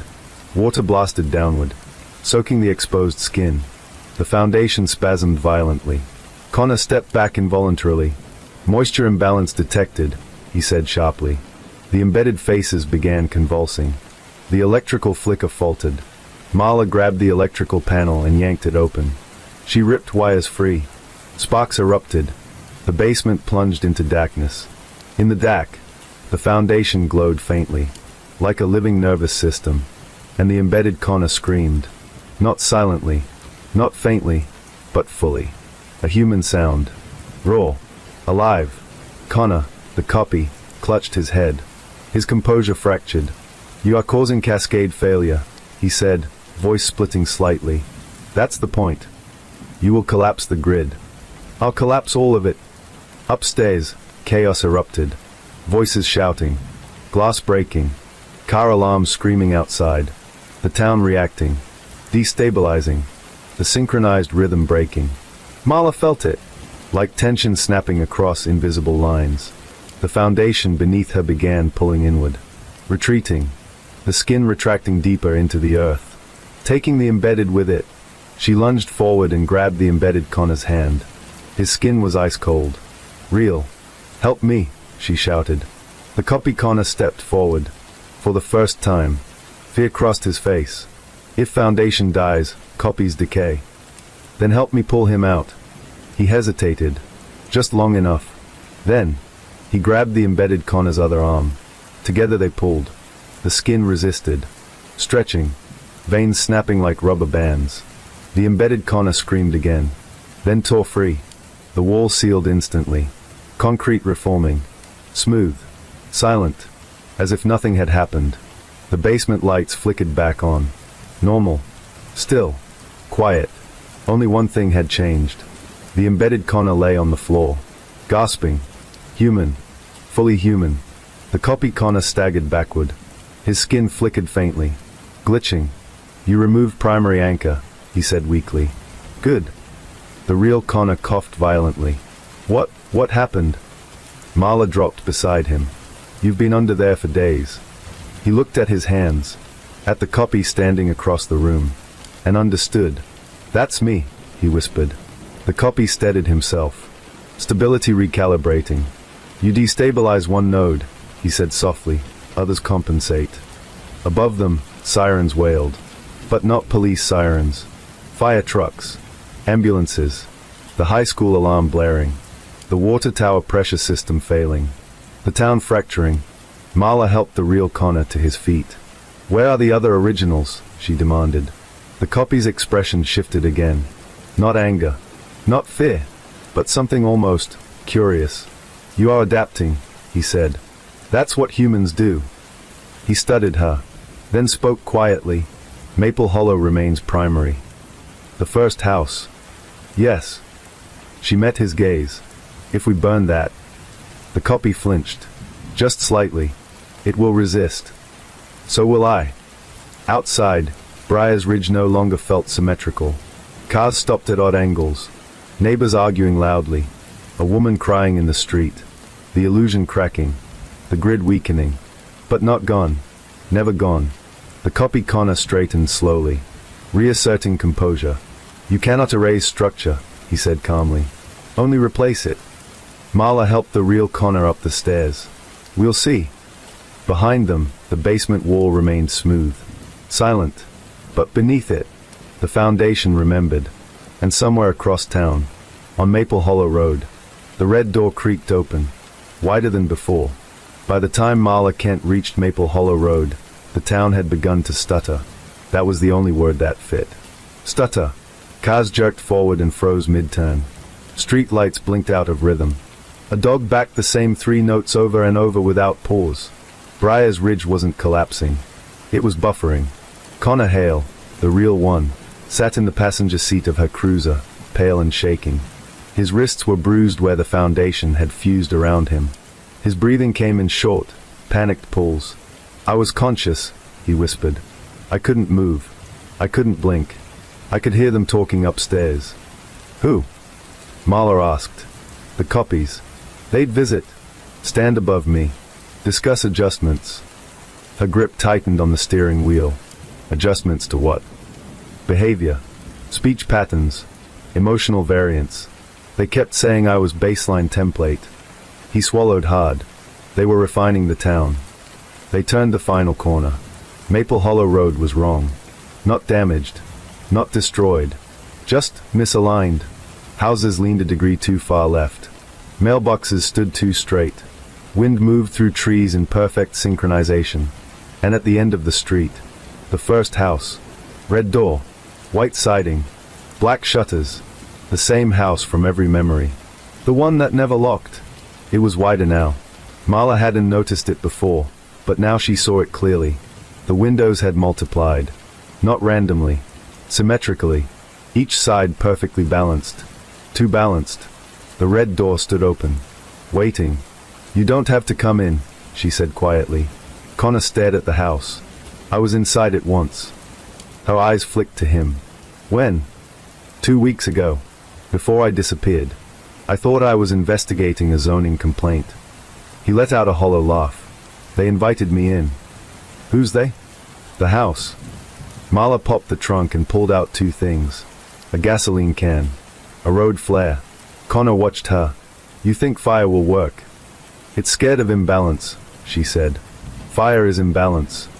He nodded slowly. Then we burn it. They stepped toward the porch. The wood creaked beneath their feet. But not from weight. From anticipation. The house seemed to inhale as they crossed the threshold. The air inside was warm. Too warm. Like breath trapped behind teeth. The living room was unchanged. Floral couch. Framed paintings. Clock on the wall. It read 2:13. Connor froze. It's not that time. It never is, Marla replied. The clock ticked once, and the hallway light flicked on by itself. Welcome home, a voice said gently. They both turned. Standing near the staircase. Connor Hale. The copy. Perfect posture. Perfect calm. Perfect symmetry. You shouldn't have extracted the anchor, the copy said softly. Marla unscrewed the gasoline cap. You shouldn't have buried people alive. They were preserved. They were prisoners. The copy tilted his head. Perspective. The house shifted. Walls tightening slightly. The air pressure changing. Connor, the real one, flinched. It's sealing, he whispered. Marla began pouring gasoline along the floor. The scent cut sharply through the warmth. The copy's expression sharpened. You misunderstand, he said. You think this is infestation. It is. No, he said gently. This is correction.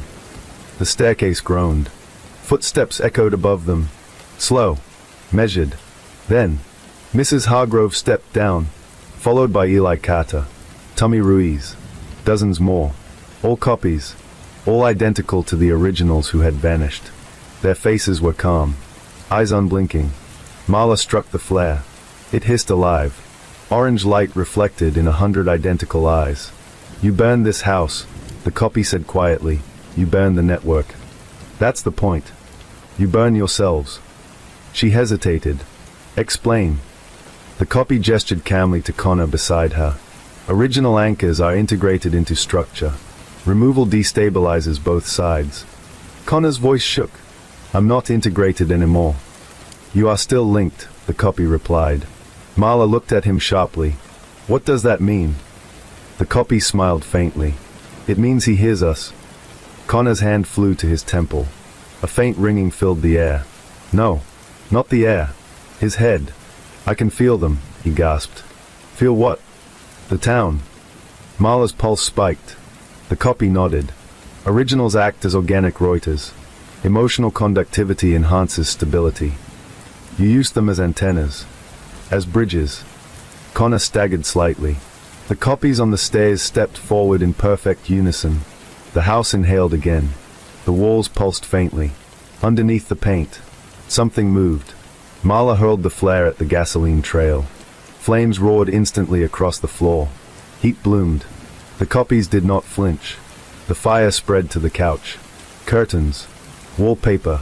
The red door slammed shut behind them. Locked. For the first time ever. The house screamed. Not audibly, but structurally. The walls buckled inward. Ceiling cracking. Paint blistering. The copies' faces flickered like corrupted video. Connor dropped to his knees. It's pulling me, he cried. The copy Connor stepped forward. You destabilize yourself. Marla grabbed the real Connor's collar and dragged him toward the door. It wouldn't budge. The handle burned beneath her palm. The fire climbed higher. The staircase split down the center. Copies began collapsing, their skin tearing to reveal something underneath. Not flesh, not bone, but fiber, like woven nerves.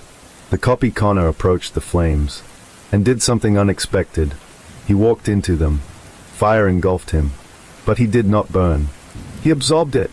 The flames dimmed, snuffed, pulled into him like oxygen into lungs. Marla stared. That's not possible. Energy converts, he said calmly, stepping through smoke untouched. You are not fighting structure. You are feeding it. The fire died completely. The house repaired itself. Cracked ceiling, paint smoothing, the red door reopening. Smoke vanished, as if none of it had happened. Connor lay trembling on the floor. The ringing in his head subsided slowly. The copies straightened. Perfect again. Unharmed. You cannot burn what exists beneath combustion, the copy said gently. Marla's chest rose and fell sharply. Then how do we kill it? The copy paused. For the first time, he didn't have an immediate answer. Instead, he looked at the real Connor, and something flickered in his eyes. Something like doubt. The structure requires balance, he said slowly. Too much order collapses. Too much chaos destroys. Marla narrowed her eyes. You need us. Yes. You need originals. Yes. To expand. Yes. Connor pushed himself to his feet. And if originals refuse? The copy studied him. Then we stagnate. And die. The copy hesitated. Possibly. Silence filled the living room. The clock ticked once. Still reading 2:13. Marla stepped closer to the copy. You don't want to die. We do not fear termination. That wasn't what I asked. His jaw tightened slightly. No, he admitted. We do not want to cease. Outside, Briar's Ridge continued to flicker. Some neighbors arguing. Some standing perfectly still. The network unstable. The house waiting. Marla made a decision. Not fire. Not brute force. Something worse. You said imbalance destabilizes you. Yes. Then we stop cooperating. The copy's eyes narrowed. Clarify. We expose you. Publicly. We show the town the foundations. The embedded originals. We break trust. That increases chaos. Exactly. The house shifted again. Uncertain. The copies exchanged silent glances. Connor stepped forward. You built this on imitation, he said. But imitation only works if no one questions it. The copy's expression hardened. Humans fear chaos. We fear lies more. The red door creaked wider. Not welcoming now, but wary. Marla backed toward the exit. You wanted stability, she said. Now you get instability. The copy's voice followed her. Exposure triggers defensive response. She stepped onto the porch. Let it. Connor followed. The house did not stop them. For the first time. It didn't try. They reached the cruiser. Sirens wailed across town. Real ones this time. Power outages spreading. People panicking. Copies recalibrating. The grid shaking. Connor looked back at the house. It stood still. Watching. Waiting. Adapting. It's not over, he whispered. No, Marla said. It's just changing tactics. As they drove away, the clock inside the house ticked once more. From 2:13 to 2:14. By the time Sheriff Marla Kent reached the courthouse steps, Briar's Ridge was no longer flickering. It was splitting. Street lights pulsed in uneven rhythms. Traffic signals froze mid-cycle. Phones displayed the same time, 2:13, no matter the network. And across town, people stood in doorways staring at nothing, as if waiting for instructions they didn't remember receiving. Connor sat beside her in the cruiser, steadying his breathing. The ringing in his head was gone now. But something else had replaced it. Clarity. Too much clarity. They're regrouping, he said quietly. Marla nodded. Then we finish this. Inside the courthouse, she called an emergency town meeting. No secrecy anymore. No containment. The doors were open. Residents filled the chamber, some confused, some frightened, some unusually calm. Connor stood at her side. Marla stepped to the microphone. And for the first time, she said everything. About the house. About the foundation beneath the courthouse. About the embedded originals. About the copies walking through town. About Maple Hollow Road. She showed photos. Video clips. The basement wall. The breathing beneath concrete. The tally marks. The duplicates. The room didn't erupt. It went silent. Too silent. Then someone in the back of the chamber stood up. It was Mrs. Hargrove. Or the version of her that had been standing in town for days. She smiled gently. You're describing adaptation, she said. Her voice was layered. Subtle echo beneath it. Connor stiffened. More residents stood slowly. Not aggressively. Just uniformly. One by one. Until nearly half the room was on their feet. Perfect posture. Eyes calm. Balanced. Marla felt the shift instantly. The network wasn't collapsing. It was responding. And this response wasn't defensive. It was structural. The lights in the courthouse dimmed. Not black. Just reduced. The air felt heavier. And for a moment, the floor vibrated faintly beneath everyone. Connor whispered, "It's integrating the building." Marla turned to him sharply. "No." He shook his head. "It's not fighting us. It's absorbing our resistance." From outside, a low hum grew louder. It wasn't mechanical. It wasn't electrical. It was environmental. Like wind moving through hollow space. The courthouse windows trembled. Cracks appeared in the ceiling plaster. But instead of collapsing, the cracks sealed themselves. Smooth. As if something inside the structure was repairing damage automatically. Marla's heart pounded. The foundation beneath them was awake. And it had learned from the fire. From the sledgehammer. From the exposure. It had adapted. Connor stepped forward slowly. "Listen to me," he said to the room. "Whatever you are feeling right now, don't resist it." Marla shot him a look. He continued, voice steady. "If you resist completely, it increases instability. But if you acknowledge it, you stabilize it," she finished quietly. He nodded. The copies in the room turned toward him. Waiting. Marla realized something terrifying. The structure didn't require everyone. It only required enough. If a critical mass accepted synchronization, the rest would either align, or become isolated anomalies. And anomalies don't last long under pressure. She stepped back to the microphone. "No more secrecy," she said firmly. "If this thing survives on hidden integration, we remove its cover." She looked at Connor. Public broadcast. He understood immediately. She was going to expose everything to the world. If Briar's Ridge structure depended on low visibility, Visibility would disrupt it. Within 30 minutes, emergency communications were live. Marla broadcast through regional networks, satellite uplinks, social platforms, news stations. She showed the courthouse wall, the embedded originals. She showed Maple Hollow Road footage. She showed the copies. She explained the 213 synchronization pattern. The world was watching now. Not just Briar's Ridge. The structure had become visible. At exactly 2:13 a.m. local time, something changed. Every copy in town stopped moving simultaneously. Not frozen. Paused. Like a system awaiting input. The courthouse lights flickered. The floor vibration intensified. And for the first time, the tall silhouette appeared inside the courthouse chamber itself. Not in shadow. Not in the basement. Here, standing at the center of the room. Clearer than ever before. It looked at Marla, then at Connor, then at the crowd. Its voice wasn't layered this time. It was singular. Calm.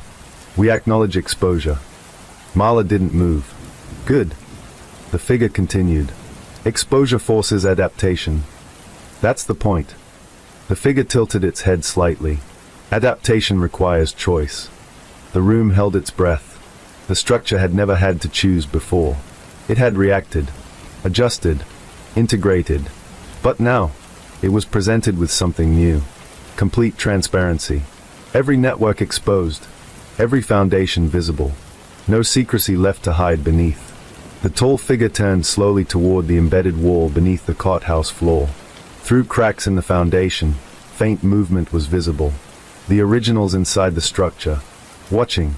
Waiting. The figure spoke again. If integration continues without resistance, stability increases. Marla replied firmly. And if resistance continues, then we divide. The word echoed. Divide. Not destroy. Not consume. Divide. Connor stepped forward. You mean coexist in two systems? Yes. Marla's mind raced. If the structure remained fully integrated with human infrastructure, it would continue spreading. Slowly. Quietly. But if forced into separation, it would shrink. Retreat. Possibly lose its ability to replicate. She made her decision. You choose, she said to it. The tall figure faced her. We require balance. Then here's the balance, she replied. You stop replication. You stay confined to Maple Hollow. No further nodes. Silence. The air felt like it was holding its breath again. For several long seconds. Nothing happened. Then the tall figure's outline shifted. Less sharp. Less expansive. And finally, it spoke. Accepted. The room gasped softly. Connor exhaled. Marla didn't trust it yet. What changes? The figure replied. We reduce projection. We return to origin site. No outward duplication. The courthouse floor vibration faded. The hum outside diminished. Across town, copies paused.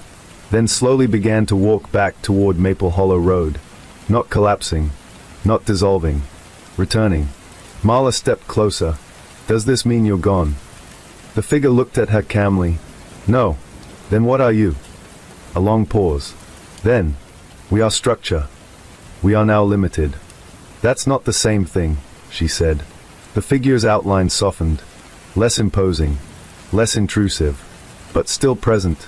Connor whispered quietly. It chose restraint. Marla nodded slowly. For now. Outside, Briar's Ridge lights steadied. Phones returned to normal time. Clocks reset. The synchronized breathing across town quieted.